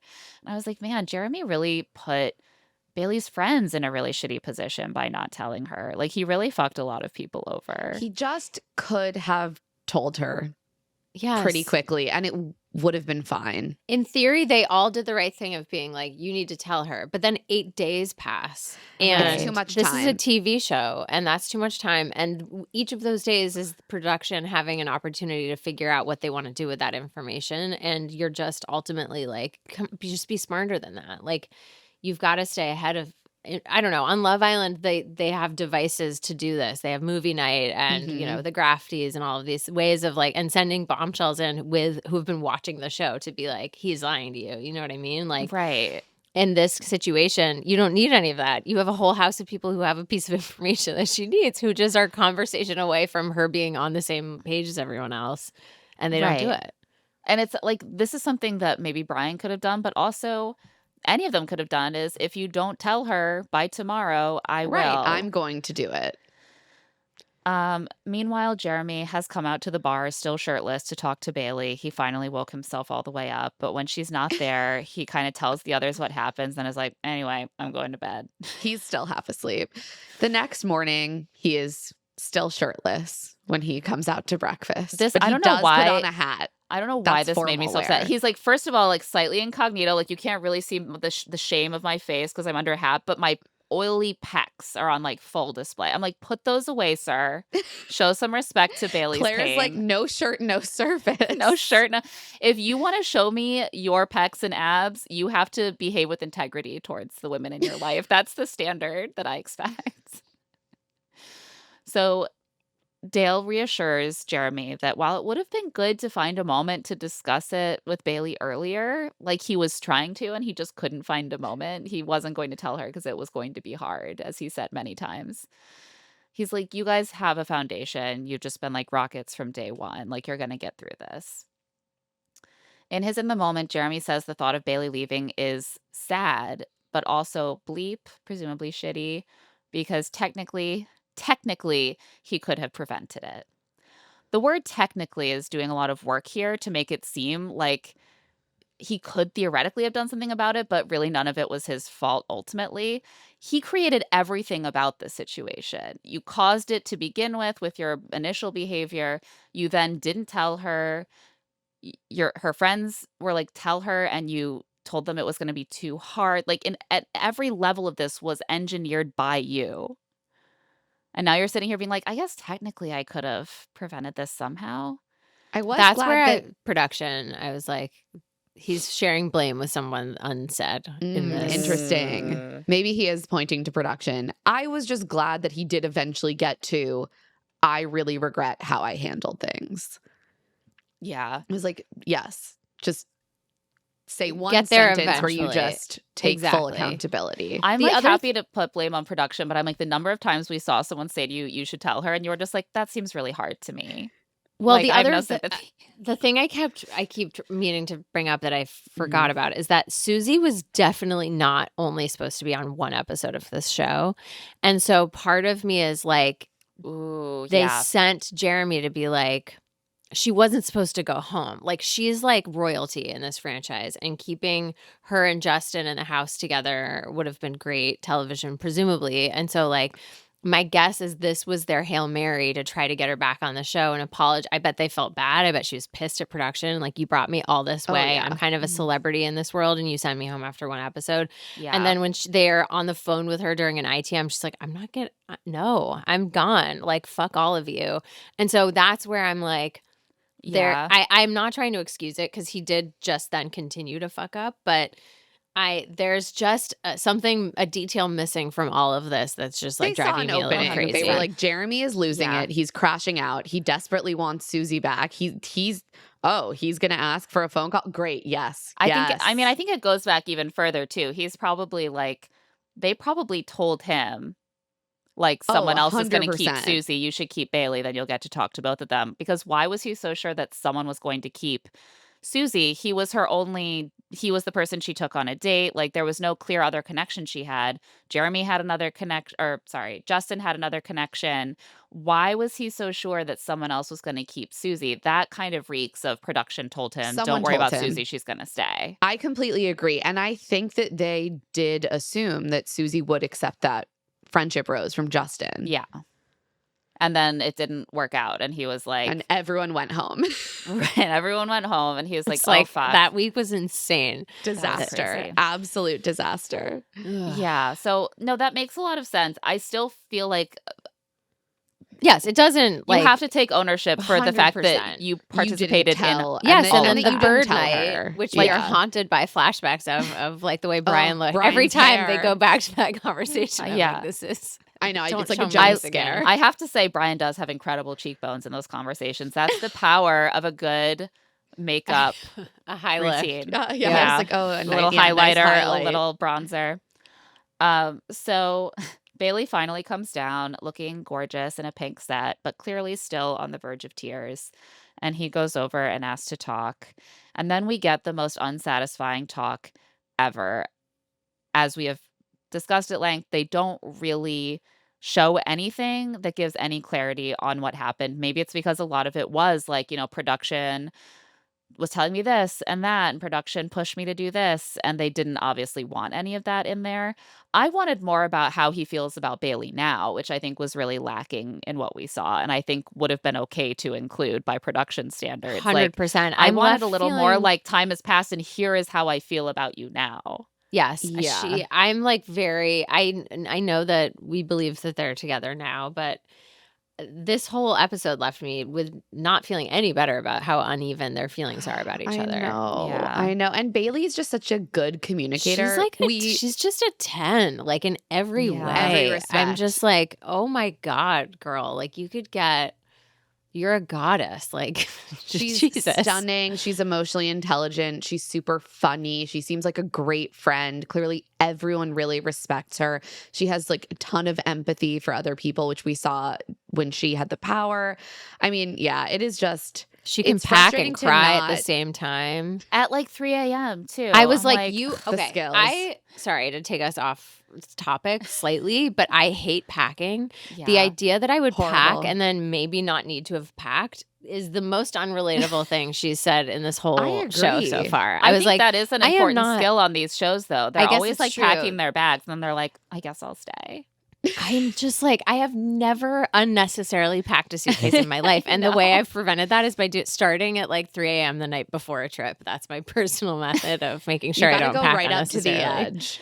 Oh my God. But I I'm was the like, opposite. she I have packed- to clear my schedule for a day because it's so painful that it's Same. like it takes me Oh, I have forever to do it in actually do stages. it. I need to take breaks. It's Yeah. awful. Yeah, but she can You do guys it. actually completely have been agree. with me for many an hour of packing. Aw. Wow, so I'm thank you for being the so soundtrack to my honored. packing. Oh But yeah, we many do times. we do have a clip of part of Jeremy and Bailey's conversation. I just got told some comments that you were making. What do you mean?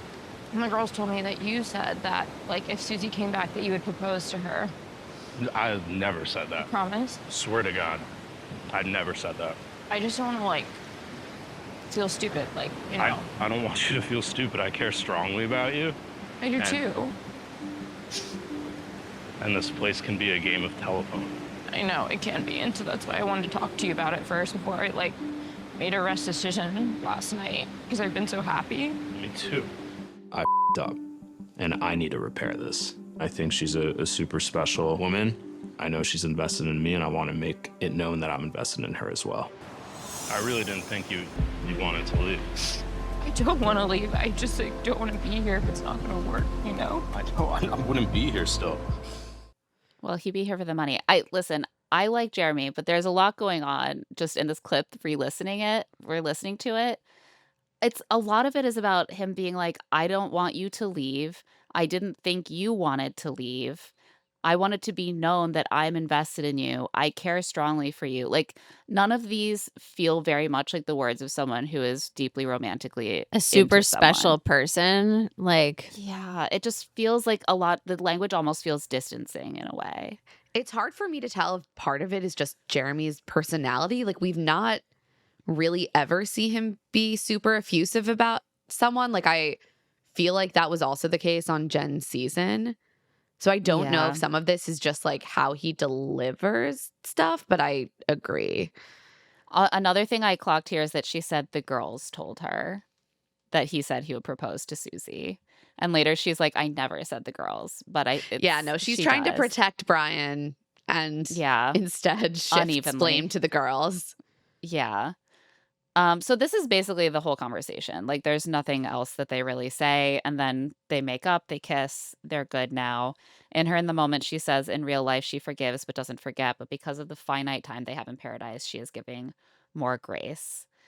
This made me feel better because I was like, at least I don't know how she's managing to have like perspective and nuanced like decision making, emotional math like in this setting, but it did assuage me a little bit to just hear that she's acknowledging that like it is a risk to let this go.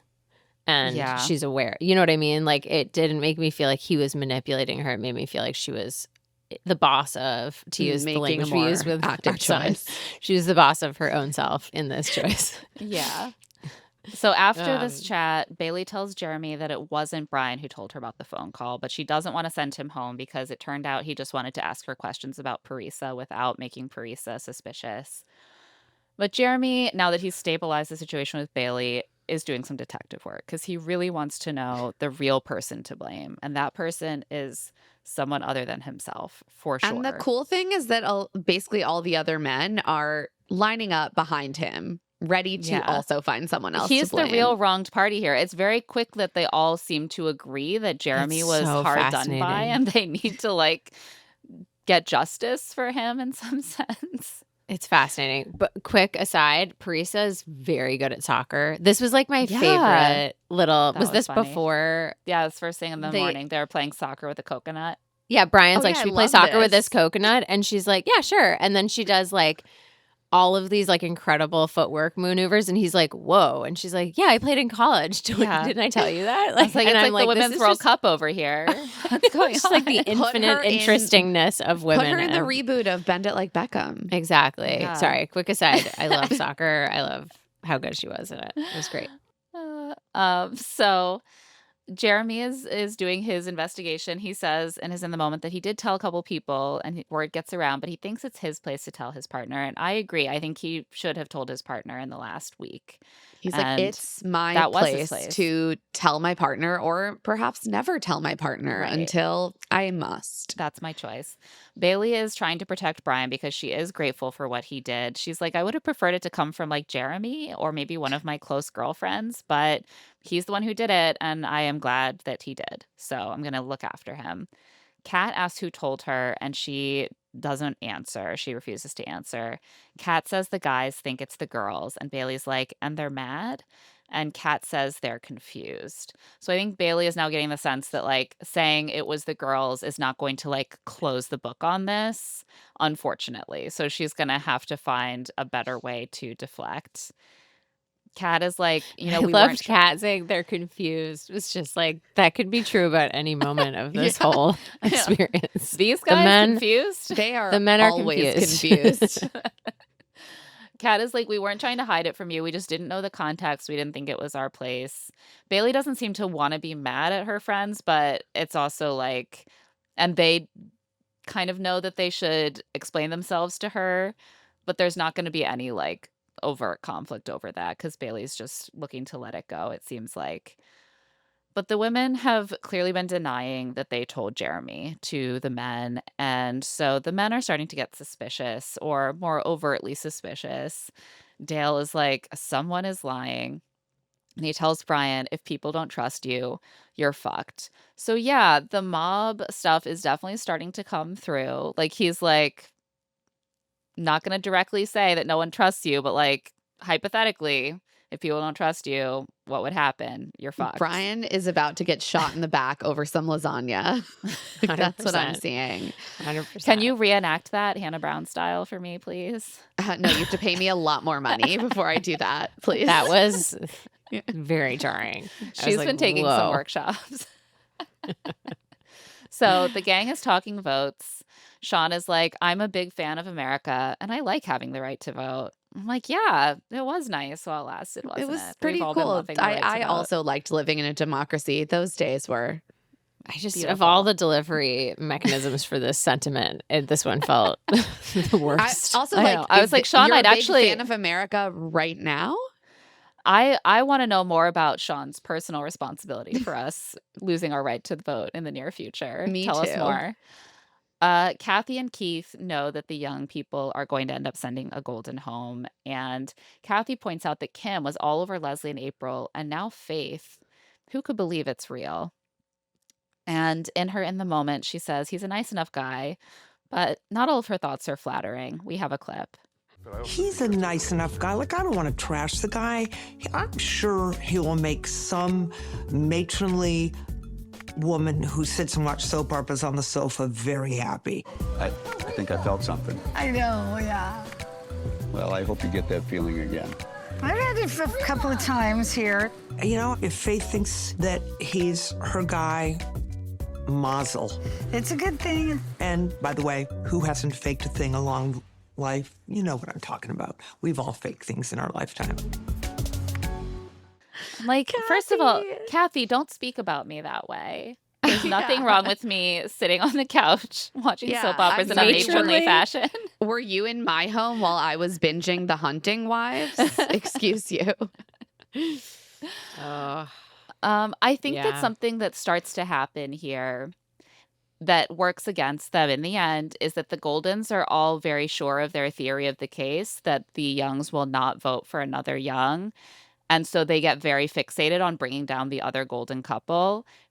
They could Zero have thrown their strategy. weight. I They know. could They have all could have thrown their formed weight an behind Brian alliance. and probably sent him home. No, There have guys, been like 12 seasons of Survivor like this, where it's like the young people versus the old people, and it's not insurmountable. Even when the numbers are like deeply unequal, you can still swing. Yeah. it. they are Anyway. not clocked it. Certainly Kim and Faith are not even at all tapped No. in on Kim what's is just like happening. showing So- her his heart monitors, Yeah. and she's talking about vacation diarrhea or constipation. And Kathy is just like, I hate Kim. He must go. So Yeah. that's They're where just like they a are step at. of strategy behind. Because I think that they were right that they had to win the battle between the two Goldens until the situation unfolded with Brian that they could have latched onto. They should have. Yeah. Um, I felt like Kathy was trying, like, at the bar. She was like, someone tell me what is going on.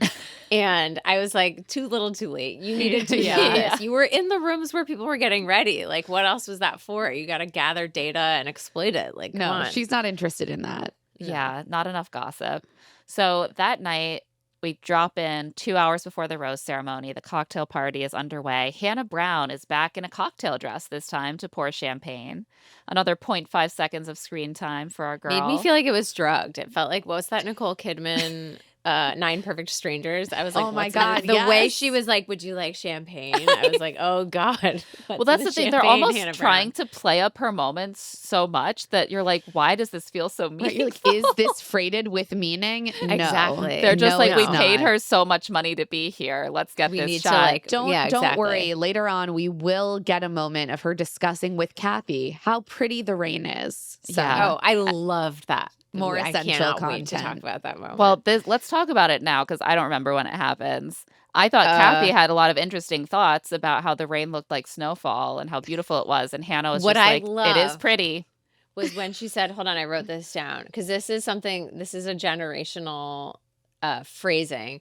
Just being like, someone needs to take a picture of the rain. She meant film a video, but take a picture is kind of like the impulse. And then she like desperate, she looks at Hannah and then she looks at the cameraman and you can just feel that camera operator is just like kind of reluctantly being like, all right, here's some okay, rain. I'll pan But over. it made the final edit. I thought it was funny because like they're taking a picture of everything. Like Literally, they're you're on filming everything. You're on a TV show.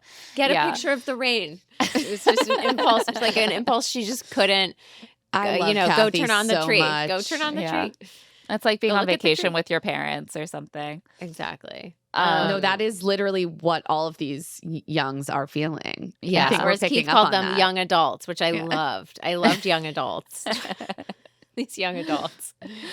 So as the party begins, someone says they made out today, and everyone is like, what? But I can't figure out who they is. I watched it like 3 times. No, they do not indicate, and then they just cut away to like 5 different couples making out so that Kathy can say, get a room. I thought they were indicating that Leia and Jonathan did. Maybe not. I sort of thought so, but I was like, this is a weird thing where they're making enough of a moment of it that it must be someone unexpected. But if it were someone unexpected, wouldn't we get more on it than just Also, this it's throwaway never moment? addressed again. I don't know what's going on. Was someone just making a joke? Who can say? Maybe they were talking about Kim and Faith. They're like, did you know they made out today? And everyone's like, really? Yeah, Them? we've seen it multiple times. We also saw the neck kissing. Jesse arrives and reminds them that they'll all be voting tonight on which man to send home and like his female appendage, I guess, who is not really mentioned. Paradise is about finding love, he reminds us, and we're looking for our strongest and most genuine couples. Sure, Which is why we have given immunity to Leia and Jonathan. Brian feels good going into the rose ceremony. So despite what he has been hearing about everyone talking about him, he doesn't seem to have clocked that this is like a problem yet. He is not clocked in until Dale reapproaches him and lets him know that everyone is discussing how they're going to send him home. And suddenly Brian is like, oh, fuck. They all know that I told Bailey about Jeremy's call. Brian has only been in conversations with like the Goldens. He's like, obviously a Golden is going home, right? Which one is it, guys? Yeah. And they're like, no, we've been talking without you. This is like the cocaine moment in like Goodfellas. This or not Goodfellas. Yes, Goodfellas. Oh God, my dad somewhere cosmically is like, how could you not know what movie it is? It is Goodfellas. Where just like everything is starting to come crashing down around him, and he's just like behaving erratically and in a paranoid way. It's just like. It was, and then, but this is the moment I was talking about earlier where Dale and Brian are talking and Kat is sitting like beautifully just like poised in front of them listening, not interjecting. And then when he's like, it's the girls and Brian's like, which one of the girls was it? And she just says, it wasn't anybody.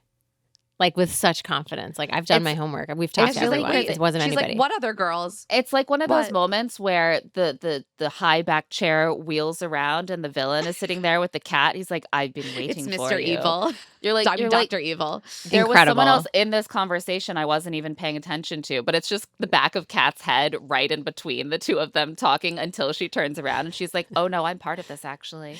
Brian is proven to find it hard to see women at bars. At the counter of a bar. Yeah. So this was his blind spot directly in front of him. If he's not directly discussing Botox to her face, he doesn't notice she's there. Yeah, Object if you're permanence. not my injector, what even is the point of a woman? So I loved that. Dale and Kat are upset that Brian is lying to Dale's face again. Dale has been helping and guiding Brian like a good friend. And so how dare he? And Kat goes and tells the rest of the young ones about this. Bailey gets upset and is like, I didn't say the girls told me. Like, I guess because Brian said the girls. She's like, I didn't say the girls told me. I said everybody told me. She did say, well, now everyone's trying to cover their lie now. Yeah, it's great. Except Parisa, who like no one has noticed. Parisa's is just the reason. wandering around. Parisa's just telling Brian everything's fine and wandering around. She's like, everything's fine. Just talk to Jeremy. And like, do. And Bailey tells Kat and the group at this point about the secret letter Brian sent her. And I was like, why are you telling them about that? Are you like annoyed? At this point, Bailey is annoyed, I think, that it's coming back on her. Right. About that, like she's blaming the girls. So they're all, it's just like the Spider-Man, like everyone's pointing at each other. I also am like, maybe this got edited together weirdly where she told them about that in another context. Oh, true. And then they're making it seem like she was throwing that out there as an explanation for this because she is still trying to protect Brian through the end of the episode. So this moment just stood out. Poor Parisa just has to sit there as all the women discuss how awful Brian is for sending a letter that goes, shh, I have to talk to you, which is their scan on what was said in the letter. I don't think it said shh. I don't remember that part. And Kat's like, I take loyalty really seriously. We know you do, Kat. It must just But be also, so do weird. you? Because no one told Bailey except Brian. It must which be Wells so is weird. about She to takes say. loyalty to Dale very seriously. Yes, because and she's Dale's mom loyalty wife. to her and everyone's Right. loyalty to her very Yeah. seriously. Yeah. She's such a good friend. Why does no one ever stick up for her? She like it must be very weird to be Bailey sitting here while everyone is like, wow, how disloyal of him to tell you if that's what happened. That's really No messed one up. is concerned about loyalty to Bailey. No, everyone seems mostly concerned about whether Bailey will be upset at them. And then when she's not seeming that upset, they're like, let's turn our attention to the other task, which is finding the person who fucked us over by telling Bailey the truth. They all keep insisting that he could have just pulled Bailey to chat and not made it like a secret meetup of it. Well, which he did end up doing, actually, because like she didn't. It was go to the extracurricular. rendezvous. Right. At the end of the day. That's exactly what he did. Yeah. But then this is exactly why he wanted to do it secretly, because now everyone's talking about the fact that he talked to Bailey and they're not happy about it. Brian is really shocked by the backlash and the fact that everyone is talking about him, which is clearly true. And Dale advises him to clear the air quickly because he's going to go home. And the consensus has kind of formed among a lot of the young people at this point that he should not have told Bailey, that he's just trying to stir shit up, and he definitely shouldn't have lied about it. I do agree that he shouldn't have lied about it because clearly that was a bad strategic move. Yeah. I don't really care if he told Dale the truth about this, but like, it's not working well for him. And the men are really getting their hackles up. They're like, how dare he lie to the bros? That is like the silent thing undergirding all of this. Right. You can lie to a woman. That's okay. Yeah, that's definitely allowed, but not to your bro. At this point, Parisa and Brian step away from the group to finally, like 24 hours too late, start to strategize. They're like, oh, wait, we maybe should have had some plans. And Parisa's like, everyone's questioning your intentions. I think you need to just talk to Jeremy. And so he does. He pulls Jeremy and he's like, I just think the absolute world of Bailey. She's so wonderful. And, you know, she brought up Susie during our chat and was like, I'm worried I'll see something when it plays back on TV. So I elaborated on it. So the purpose of this, I guess, is just to make it seem like it wasn't his idea to talk about it. And once you're being asked about it, you just have to tell her the truth. Right. And he's like, I didn't expect that Bailey would react that way, which of course he did. That is actually why he told her. That was part of the point. And he's so glad Bailey and Jeremy were able to hash things out. He's just so glad because he was just looking out for their relationship. So generous of him. He did do them a favor. And Jeremy says he doesn't think it was, he kind of like takes us in and he's like, I just don't think that was your place to insert yourself in this relationship. What emotion made you want to bring it up? Which I thought was such a funny turn of phrase. So like odd. almost therapized. Like, what do you mean? What emotion made you want to bring it up? That's like a question I would ask my 5-year-old. That's like something. EFT. Like, what were you experiencing? What are you experiencing right now that makes you want to bring that up? Yeah, it's like instead of just saying, why did you do it? What emotion was it? And obviously the main emotion was anger at Jeremy, but he's not going to say that. And he's like, if you wanted to talk to Bailey about it, you should have brought it to me first. I'm not here every day thinking of fucking Susie. I'm here for Bailey. Okay, you were talking about Susie a lot for kind of a while, so maybe that was your mistake. And afterwards, in a voiceover, Jeremy says that they need to send him home. The implication of the edit being that he is talking about Brian. And I don't think we need to read too much into that because he spends the rest of the night whipping votes to send Brian home. So Brian retreats to the bar and to Hannah Brown, who I think gets her lengthiest in the moment interview for the last several episodes, maybe every episode. And she says that obviously Brian rubbed people the wrong way. We have a clip. Obviously, Brian rubbed people the wrong way with that conversation with Bailey. I know Parisa has been trying to understand Brian and work on their communication. And so I really hope that they are proceeding with caution tonight and don't get shot in the back. Dead.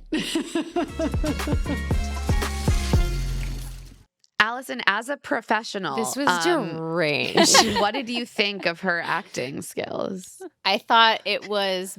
I watched it several times. I was baffled by the choice, the decision tree of like doing it at all. Like, I wish we had a relationship with guns where it got to be just like funny, like what a fun joke to make. But we live in hell. It just is like a very strange joke to make. To make it so graphic, too. Yeah, but then like giggly. It was just and such a then strange laugh. juxtaposition. I was like, aspirational for us to feel that way about people getting shot in the back. Especially but we're not almost there. You know? almost all of her in the moments are so bland and nothing. And then Yeah, I for was like, there's this- something in the this whole champagne. skit- She spiked the champagne. She's hallucinating. That was a meaningful Cacao. shot earlier.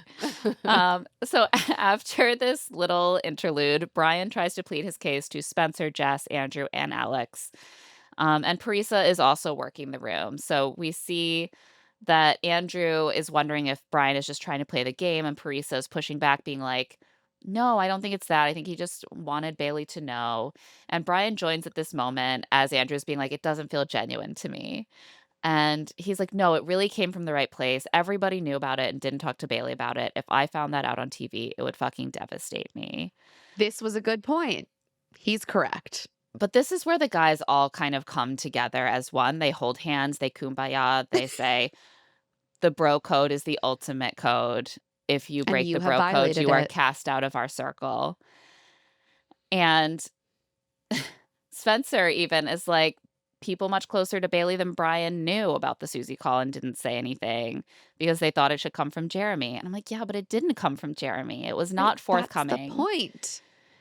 And Andrew's This is like, also where Andrew is like, how can I even be around you now? I just feel like you're going to do that shit to me. I was like, at 2, Andrew, what are you up to? Wow, that all rhymed. I didn't mean for it to.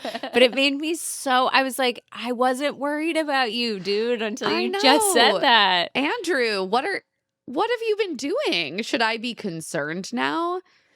right. And then he says, it's just not how bro code works. Yeah, he's like, we're all clear. When you are born and assigned male at birth, you are given a copy of the bro code. It is implanted into your brain. Yeah. You know how that shit works. You have violated it. Yeah, the letter of the law is very clear. And Brian is taken aback by the level of pushback. He's like, I'm tight that everyone's against me. I knew that it was a possibility. The heat gets turned up. The water starts boiling out the pot. And I'm the lobster in there screaming. They're doing some great editing in this moment too, where it's getting like a little hazy, topsy-turvy. I mean, you got to hand it to Listen. Brian. He is working. He is earning his keep on this show. I'm 100%. surprised. And also, he doesn't seem, the reason it's enjoyable to watch is that he seems fine. Right. You know what I mean? Like, Yeah. I'm not worried about his well-being. Like, Certainly he's not. okay. He's totally okay. And he's kind of like enjoying he's messy. So Yeah. it's fun to watch. So it gets to be fun lives to watch. for the drama. Yeah, exactly. And he's like slightly cold-blooded enough to be like, wow, it's crazy. A lot of pressure on me right now. But he's not going to pieces the way that I certainly would. Wells is listening to all of this go down, is shocked, and he makes some surprisingly compelling points. I believe we have a clip. This whole Bailey, Brian, Jeremy, Susie saga is blowing my mind. I feel like I'm taking crazy pills here. Everyone's mad at Brian for giving the heads up to Bailey that Jeremy called another girl and was like, hey, I will leave paradise with you today if you come back. And no one thinks this is a huge red flag? You're telling me that everyone knew and no one wanted to tell my girl Bailey? I mean, like, who's next? And to all the guys being like, well, it's bro code, it's bro code. I understand bro code, but it's turning into like douchebag code. Everyone's defending Jeremy and Brian's the bad guy? From where I'm sitting at the bar, Brian's the only guy doing the right thing here. What's happening? What's happening? Wells and I are aligned. Yeah, unfortunately, I agree with Wells, which 100%. And he even coined sobering. douchebag code, which I wish I had made up. It's good. Because Perfect. it's so it's very useful. accurate. Yes, that's a married man. That's a married man. Yeah, he's like, if one of my wife's friends were in this predicament, Totally. we Yeah. would be telling her. Yes. Because that's Yes. our friend and she's lovely. Exactly. I was like, this is quite simple. I mean, I do think part of what's happening is the cash prize, like that all the guys are mostly thinking about how Brian is going to be the first to try to mess up their game. And it is not bringing out a flattering side in them. Certainly not. It's bringing out a douchebag code side of them. See, bro code is definitely like it is just like a fucked up concept. Like you guys have enough power. Like you don't need to form an alliance to withhold information from women. Like you already have. Has society not given you enough? I know. Right, Don't you make us have Lyssa patriarchy. Strata. Yeah. Like, don't make us do this. Use the power we have. Don't make us go there. We can and have and will again, but And even the just slightest stop. hints in that direction of women being like, if you suck a lot, I don't have to marry you. There's already been like a full meltdown among like 50% Right. of men already. They're like, repeal the female vote, make it impossible Repeal for women to no-fault work. divorce. She has to be my sex and dinner slave. Like, there's just no other way because like she might otherwise choose not to marry me. So after Brian absolutely flops in this effort to get some of the guys back on his side, things aren't looking good. Parissa's like, I should probably just pack my bags. Jeremy chats with Spencer to discuss the vote totals, and they establish that Jeremy, Spencer, Sean, and Dale are definitely voting for Brian. Spencer just doesn't trust him. And Brian is like, Jeremy's leading a charge, but he's leading a charge in straight projection of let me get this off me and pin it on somebody else. He also tells Parissa that he thinks Jeremy's enmity towards him is coming from a place of guilt, and everyone expected him to say something to Bailey about the Susie call eventually, but he didn't. So, like, when's eventually? He's Again, making a lot of good I feel like points. I'm taking crazy pills because I'm like, yes, Brian, solid points. Yeah, he's definitely like, there's a lot of projection from Jeremy of like someone else is at fault. But also, I do think a lot of them are like, well, Jeremy and Bailey are not the strongest couple right now. But Brian is maybe coming for our neck. So that's the target. It's not the couple that's kind of struggling right now. I think part of it too is that like we, as you guys were saying last week, we the audience see the weaknesses in the Brian Parissa relationship that the other people there don't seem to be seeing, and so like our sense of them is that they are not the alpha couple by any stretch of the imagination because we're all like. Right. Well, they're barely a couple. Like, he's Right. basically like, as long as we don't talk, we're good. And this week they seem to be more into each other. And so it made me wonder, like, has that been the majority of their vibe? Like, are they actually quite strong? And that makes this even more threatening because from an audience standpoint, maybe. we're like, what threat does Brian pose? Like, they don't know each other. They failed the last week's challenge. And it was only because Gary's so bad at gambling that they didn't go home. Like, you know, like what is we just don't see a version of them that poses any kind of threat to a Jeremy Bailey. And I think the coupledom. guys, especially, like the women are hearing some stuff from Parissa, but the guys especially clearly see Brian and Parissa as a threat because they're hearing from Brian that things are great. And now he's even like out there mixing it up in other people's relationships. So I think you're right that they see him as like competition. And so Dale at this point is done. He's like, Brian put himself in the crosshairs of something that was probably going to get addressed tomorrow. Probably seems strong. You don't have to put yourself in that position. I'm saying this direct. You guys are probably going home. He says this to Brian. My favorite thing is that as all of this drama and wheeling and dealing is going down, in the back of every shot, you can just see Faith and Kim like staring into each other's eyes and cheek kissing and making out. Like, no idea. Just completely checked out. I'm also like, you gotta be fit. Like, are they at this point still doing what got them through last week? Which is like, if we just go to the cocktail party and act completely enraptured with each other. Yeah, no one will vote for us. No one will vote for us. Look at us. We're so cute. So at that moment, Jesse arrives to start the voting process. He reminds them each person will be voting via like tokens that have all of the men's, except for Jonathan, because he's immune, like faces printed on them. This harkens back to like vintage Bachelor with the headshots and stuff. Yes. It really reminded me of that. I was like, okay, we have pogs with all the men's Giant faces on pogs. them. Not Giant pogs. pogs. Slammers. Oh The my kids God. today My we're need to dating go buy ourselves. pogs is so strong right now. Only Gen millennials Z, even look know it what up. pogs are. Yeah. Yeah, Google only it. Dale like knows what pogs are in that like entire group. A full man. Yeah. No, this I couldn't help but keep imagining production coming in and like resetting all of this so that they can have exactly one token for each person voting. And we see a handful of those votes. Most of the women do not vote for Brian that we see. Parisa votes for Kim because he's been having heart issues, and so does Jess. They're like, we want our Kim healthy. Bailey votes for a golden, but we can't see which one. She's like, I'm appreciating, like, I still appreciate what Brian did for me, so I'm going to vote for a golden. Kim votes for Keith because he's in a non-romantic couple. Sean, Kat, Jeremy, Dale, and Spencer all vote for Brian. Brian votes for Kim. Like, honestly, the heart issue is a little bit, everyone's like, we have to vote for someone, so I guess the golden who might die if he stays, like, that's a good reason.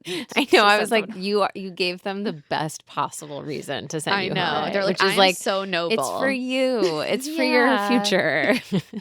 It's like, I'm sorry, I just love you so much that I wanted you to go home and rest. Brian votes for Kim, and he's like, he's feeling the heat. He's like, it's almost like you're running for office and there's been a scandal that's just been released before election I was day like, and Brian, it's people are almost like there's voting. a full phrase for this that's like very famous. Yeah, like an October surprise. surprise, baby. It was like Brian long form explaining and mansplaining know. October surprise as if it's a new concept. It's so Yeah, great. he's like, I was have you guys ever Brian, heard of this thing where, like, what if a scandal drops, but Imagine. it's right before election day? It's like a month roughly before the election. And yeah, exactly. I was like, Brian, you should be heartened to know that, like Trump before you, you will weather the storm of scandal. It's October no longer a death surprises don't sentence. matter It's locker room anymore. talk. Yeah. If you're like a bold, braggadocious man, you almost want an October surprise. People respect you more. Faith votes for Keith. Andrew votes for Brian. And we don't get to see who Jonathan, Leia, Kathy, Keith, Alicia, and Alex vote for. Jonathan is the one guy who I feel like we kind of heard saying, like, well, no one really did anything wrong here, which I think is interesting. Maybe because he's not in a relationship, he's not worried that Brian will mess with his relationship. True. I don't know. Maybe he just doesn't care about bro code, and for that, I give him credit. I do love that. It's time for the rose ceremony, and Jesse says this week was about compatibility, but also about secrets. Thank you, Two Jesse. Great taste that taste great together. Jonathan has the first rose, and it goes to Leia. And after she accepts it, he's like, "You're welcome." I know. I thought that was funny. The thing about the rose ceremony, I'm like, the roses are such a contrivance. Like, I understand it's The Bachelor. We have to have them here. But what they're missing is the dramatic tension of each man, like, exhaling a sigh of relief when Jesse says their name because he knows that they're safe. Because I was like, did I miss something? Are they going to give roses to everyone first and then they're going to say who's eliminated? Like, right. Also, at a certain point, just like have them stand in couples. Unless someone's actually going to switch up. But this is like the thing about the Bachelor franchise is that they're attached to the rose ceremony even when it's done. Like, it's like how at the finale they will literally get on one knee and propose, and they'll say yes, and they'll put a ring on their finger, and then they'll be like, and one more thing. It's so will you crazy. accept this rose? This felt like that everything to about me. it is crazy. Yeah. So where do we begin? But yes, they can let it. I would say you can let it go, and you'll still be the Bachelor, in my opinion. You know, whatever, you can find another place for the roses. But it just it took away it deflated and diffused the dramatic tension of the elimination rather than adding to it. I thought. Yeah, because then you have to like wait until after the rose is delivered for it to actually be over. So we'll just do it in couples. Spencer and Jess get a rose, Andrew and Alex, Dale and Kat, Sean and Alicia. And as these roses are being handed out, Spencer is narrating. He's like, these couples, like he's naming them one by one, not Jonathan and Leia, but the other ones are the strongest in the bunch. And we want to get down to these couples before we really start playing the game. Unfortunately for him, other people have already started playing the game. Yeah, So- you're not like gonna start playing the game in the future. I don't know what you mean. Jeremy and Bailey are next. And then it's down to kind of the three couples that are actually on the chopping block. Kathy is stressed. She's like, I don't want to go home. You know, roses mean different things for Goldens. The young people are looking for a partner to build a life and a family and a career with. We already have those things. Keith and I are sharing the lives we already have. It's a different kind of love. I'm like so confused about their relationship though, because Same. Keith yes, and this was very everyone else seem to confusing. agree that it's not a romantic relationship. But then when Kathy talks about it, she's like, it is. It's just, it's different because we're older. And I'm like, Keith doesn't seem to think that you're dating. I don't know. Neither of you are Kathy. into each other. Yeah, I don't even think she thinks they're dating. I think I she's can't now trying tell. to spin it like it's Same. Yeah. love. We're going to be in a domestic partnership or something. Like, we just want companions. And, like, Yeah. that's fine. But just say it more clear. It just feels Right. weird to be like, you're in an ITM. Like, we're watching at home. Like, don't spin it to us. Like, we can see you. You know Yeah, what I mean? Kathy, lay it on us. We can take it. Yeah. But Keith gets the next rose. And I think that overall people just, they like Keith and Kathy's company better. The young people love Keith and Kathy. We see multiple times people say, I don't want Keith and Kathy to go home. They've They're involved like- themselves more in like the Yeah. social life of the whole crew. And the final rose goes to Brian and Parisa. And Brian says, it was the female vote in this election that swayed the rose my way to keep me here another week. And don't you forget it, Brian. Yeah, Women and he shall. And always he shall doing- immediately forget Oh, it. he will absolutely forget it. I was like, women are always doing the organizing and yet never getting to ascend to the positions of power themselves. I mean, I don't know if Brian's in a position of power. He just It's true. literally He does keep barely referring skates to by. it. He keeps referring to it as a house, which is so funny to me. He keeps being like, the house. I'm like, where's there a house, Brian? It's called You're a at resort. It's called a resort. They need Brian. to agree on what it is, because on a lot of these shows, they all agree that it's called the villa, and they need a the way to kind villa of on talk the about where they island. are. Yeah. Yeah, no, they say Yeah. like everything. They used definitely to not a say house. they used to say the beach, right? Like Old Paradise, they would say the beach, and then They like could Love still Island is just the say villa. that. They could. Yeah, they're a little far. They're Yeah. set Yeah. back from the beach. They're still beach adjacent. I think every time they should have to say Casa Azul, a beautiful beachfront resort here in Costa Rica. So despite the power of the female vote, you know, every election is just one election. Nothing is ever won or lost forever. And he knows he is still vulnerable. They need to win the next challenge. Kim and Faith are going home, and she tells the women she still wants to hear about their journeys.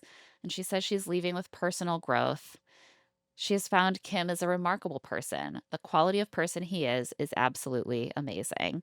And he says he hopes to work on their connection outside of paradise. I think she's like, I found a person who is of high quality and he will stay over there.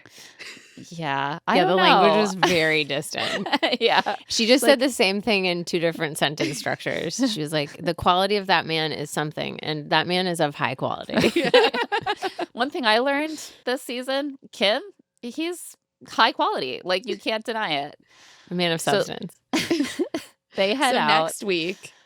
next week, they're going to have another relationship test called Treasure Hunk. And it looks physically arduous and seems to involve one partner like wandering around It's the the traitors. wilderness. Yeah, Yep, the traitor while is another coded. is trapped in a little crawl space giving Except directions. the coffins in question are spacious enough that there's an incredible shot of Kathy like sitting up comfortably, just like yelling into a walkie-talkie. Oh yeah, no, she's it's I truly couldn't figure out how to describe what these spaces were because they're like you can't stand, but they're not trapped in like a tiny tube. It's a crawl space. I mean, you guess. can't go full traders and put Kathy in a You stress simply position. cannot. I would not allow that. So No, they had it's to not split the okay. difference. But they will Um, be voting out 2 women and therefore 2 men next week. They're thinks they have so lost this part of the competition. It's just they not can't working. they can't figure out how to make it work. Like just have them be units. This is annoying. They're just dying for the opportunity for someone to give out a rose to an unexpected person, but like that's not going None to of happen. them will. They have tried everything. They've literally Yeah. contrived it 3 times in one rose ceremony, and it just And even when people completely break up, they're just like, well, obviously there are no other options. So I will leave or I will gotta give out a go. friendship rose to my partner. Like that's still the only option. There's no new people. My biggest note, like you guys, is just keep the new people coming. And I think maybe they'll time. course correct next season. This They was could like an even do like experiment. they could do for like the challenge they did. They could have tossed in every bombshell they had sent who had to leave. They could have brought 100%. Susie back. Yes. They could have brought Lexi back. They could have 100%. brought all They of these need people to do back. it perfect match style. You need to keep the people around at the Yes, hotel. and let everyone kind of know that they're around. Like that always really messes with people in Perfect Match because you're like, they're still I know it's great. Yeah. It's brilliant. available, but they're just not physically here, you know? But I do think, do you think it could have been like budgetary and that they need to prove themselves ratings wise before they can afford to bring like a bigger cast over? Oh, that's They that's do start interesting. sending people home. We know that Susie was already on her way back like a day She's after. literally at the Yeah, they don't airport. even do Yeah. the thing that they used to do where they'd stay. Yeah, No. Because so they maybe used to the- keep them maybe for that the was run part of it. show, right? I think. I think so. I think maybe they unless got someone sent needed home. to go home for like a job or a wedding or, Or something. a racism. Yeah, or a racism. That's always That's a still there. possibility. Yeah. That can still Yeah. happen. Yeah. So it looks like next week we're going to see Leia and Jonathan have targets on their backs. Everyone's getting into it with Spencer. Alicia and Kat are going to have that beef that we saw teased at the beginning of the season.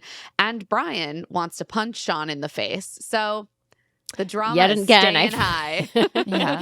Did you But guys see we- that like Alicia and Sean like unfollowed each other or something, or one of them Yes, unfollowed the other? I did. Interesting. So I guess things aren't great between them. Yeah, but things Who are about to knows? really start cooking with all of that. So I'm very excited. This was Too. an incredible episode, Allison. I'm so glad you could join us for this one. Thank you for being We are here. blessed. I'm so glad to see that we kept it within our characteristic 2 hours and 10 minutes of talking. I think it's impressive. I'm There was a shocked we didn't point- go longer. There was a Same, point earlier honestly. when I was like, "This is going to be a 2.5 hour taping." I don't know so- that I've ever clocked it within the allotted 2 hour chunk of time. No, it's I don't not. think I That's have. any I of feel our confident. nature. That's not what we're about.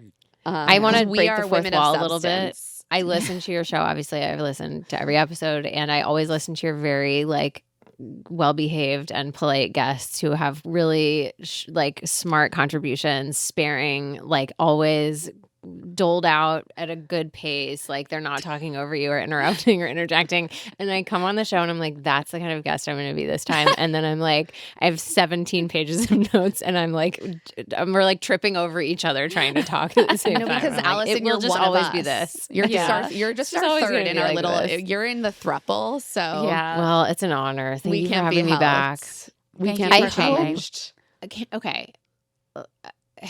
I just need to think there's a tiny possibility that you're going to watch Love Island UK. I know that would mean that you have like an unexpected surgical procedure or something. Like, does one of you need a bunion removed? Does one of you have, You never know. like, I don't know, a totally benign but uncomfortable cyst somewhere that needs removal? Like, I just wish, need man. I mean, I'm more- sure that's coming for me soon. I did. I Just mean, turn all of us. They're 38. just I've started everywhere. trying to There's just convince- lumps places now.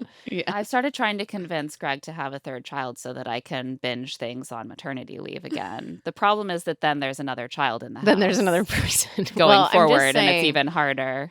On behalf of those of us who are in your fan base and who watched all of Love Island UK, it's not that we're waiting to know what you guys think, but it would be a salve to my soul to be able to listen to you guys talk about it. That's all I'm going to say. No, I'm, like, what's extremely going to end curious up now. happening is like in 2.5 months when there's like a break in content, you're going to start getting texts from me like Thank God. 3 and months belatedly watching it will this still show. feel good. You just have to ignore the parasocial stuff you see going on so there's no spoilers. Oh yeah.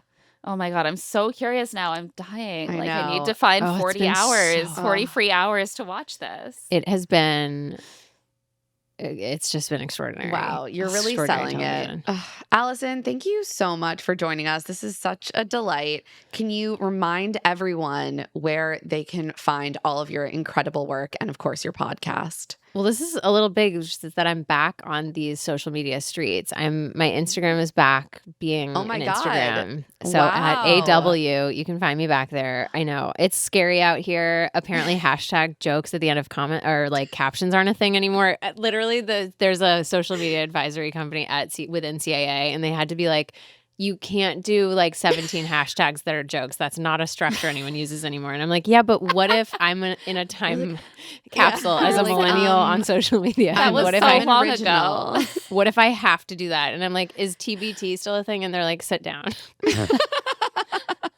Pull up a chair. Wow. Sit down. They're Jeremy and I'm asleep in bed and they're like, do you want to sit down? And you're yes. So I'm at AW on Instagram. I'm also on TikTok. I genuinely can't remember my handle. I've never logged in myself, but it's just all of the same. It's a lot of same content, but I am enjoying TikTok. I have a podcast with two of my best friends from growing up called Landlines, which is where our friendships were born on the like landline phones at our homes. So millennial of you. It really is. And we're just talking about this whole stage of life. We're all moms, but we talk about our relationships and being adults and all the guilt of being women and hormones. A lot of talk about our hormones and psychiatry and just everything. One of our friends is a therapist. The other one is a early childhood educator. So I feel blessed with their wisdom all the time. And I was like, everyone should have their wisdom in their group chat. So it's kind of like our invitation to our group chat. And then Regretting You is the Colleen Hoover adaptation. That's out October 24th. It is You'll Want Tissues, but it's not like, but it's really some happy tears, some sad tears. I did watch the trailer and I was like, I'm hooked. It's really, really good. And I'm new in this genre. I feel like I'm still adjusting to seeing myself without blood on my face at the end of the movie. It's the first movie I've ever done that I'm not bloody at the end. Super squeamish. So I'm like, I'm finally going to be really relaxing and enjoying you in a movie for the first time. There's no I'm hiding your face, like panicked the whole time. It's just emotional turmoil and pain that you'll be watching unfold on the screen. Also, just have to call out that you were recently name checked in the Las Culturistas Awards. How does that I'm feel? so honored to have. There is an Allison Williams Cool Girl Award, and I recently went on their show, and I think there's been one for 3 years, which is crazy. And I went on their show, and I was like, I've listened to you guys for so long, and I get so shy anytime I come up that I skip it. So I just need to know, like, what's the vibe of the award? Like, is it, am I flattered? Is it tongue in cheek? Like, because I've never thought of myself as a cool girl. But like, Lena texted me yesterday and was like, oh my God, there's an Allison Williams Cool Girl Award. And I was like, again, no one has ever been like, you are cool. But now I guess I am, according saw that to them. clip floating around of Meg Stalter. And I was like, this is perfect. I love it. The whole universe. So, and then you can watch Megan 2.0 at home now. It's on Peacock and you know, iTunes and everywhere, and it's awesome. So yeah, I'm so happy to talk to you guys again. And as the real like bone and sinew of my life continues to be reality dating competition shows, it's lovely to be able to check in with you guys and commiserate about this thing that has our full attention, because I guess we live, as I said earlier, we live in hell. So it's nice to have this. We need to dissociate somewhere. Yeah. Exactly. It's been so nice to have your thoughts again. We've missed having you on, so thank you. They're the same as yours, but with love. Always delivered with love. Well, come back anytime. Don't say that. I will. No, we would love that. You're always so busy. What do you guys? When is your next? I'll just keep going to this link every once in a while. See if you're recording. Just check in. All right. We love you. It's so nice to see you. See you soon. Love you both. Bye. It's always so wonderful to have Allison on. Just obviously, we adore her so much. So, Claire, now that it's just the two of us, it's time for Love to See It, Hate to See It. Let's start with Hate to See It and get that bad stuff out of the way. I really hated to see the show putting us in a position to like agree with Brian and Wells, and in fact make me feel sort of protective of Brian. It's really sobering. Yeah. And Whiplash. I'm just glad we're in this together. Yeah. I really hate to see Andrew, our sweet guy, pushing bro code so hard. If I hear a guy say the phrase bro code, I'm docking 10 points right off the top. Absolutely I agree. Not. Also, just really hated to see Bailey being so deeply hurt by her partner, also by her friends. We just want to give our girl a hug, and I I hope that she has recovered from this. Me too. And we touched on this, but like I really want to emphasize that like it really just didn't feel like her well-being was at the center of any of what was happening. And it was hard to see everyone kind of pivot so quickly to like who to blame and like who to take this out on when she was still processing the fact that everyone kept this from her. And ultimately, I think that was primarily Jeremy's fault because he put her friends in a very bad position. And that is really, I was really rooting for Jeremy and Bailey. I really have liked both of them a lot. I was rooting for this relationship. And it sucks to now see that we're in this place where she's kind of forgotten in the aftermath of this while everyone's looking for someone who hurt Jeremy by telling her the truth. I just hope she's okay and I hope that she's happy. Yeah, That's same. kind of where I land. Also, hate to see another golden couple biting the dust, even though I do think that it was the right couple that went home. But like the Goldens just truly don't stand a chance in this format. Yeah, agreed. I just kind of am not loving the couple eliminations at the moment. Like, it is what it is. I would rather see a non-elimination approach, I think, to what they're doing. But we'll see what they're developing. Because it is hard to see the Goldens just don't have the votes and they don't stand a chance. Let's talk about love to see it. I did love to see those animal forward opening credits. I like that they're trying different things and being playful with the credits. We like when they're having fun. Have more fun. We love it. Also, love to see, frankly, Brian and Parisa surviving to see another week because the dramatic tension is fun and Brian is putting in the work to deliver us a television show. Yeah, I hate to hand it to Brian, but like I was sad at the thought that these storylines would all end. Same. Also, love to see Keith and Kathy and the way that they have been kind of embraced by the rest of the cast and like trying to get in with the gossip and everything. They're bringing a lot to me for me this season. I also, frankly, love to see Brian learning that women are powerful and the female vote matters. And maybe we should just, value everyone's independent voting power and perhaps make it easier for everyone to access their right to vote. Yeah. And again, like just like in like the real world, we see this fascination with the male vote. Why are they going to vote the way they're voting? Is it because of bro code? Is it because they're worried about their relationships being attacked? Not so much interest in why the women went from being sort of like, why is Brian blaming us, to voting to save him. Interesting. Would love to see more interest in the psyches of the women on the show.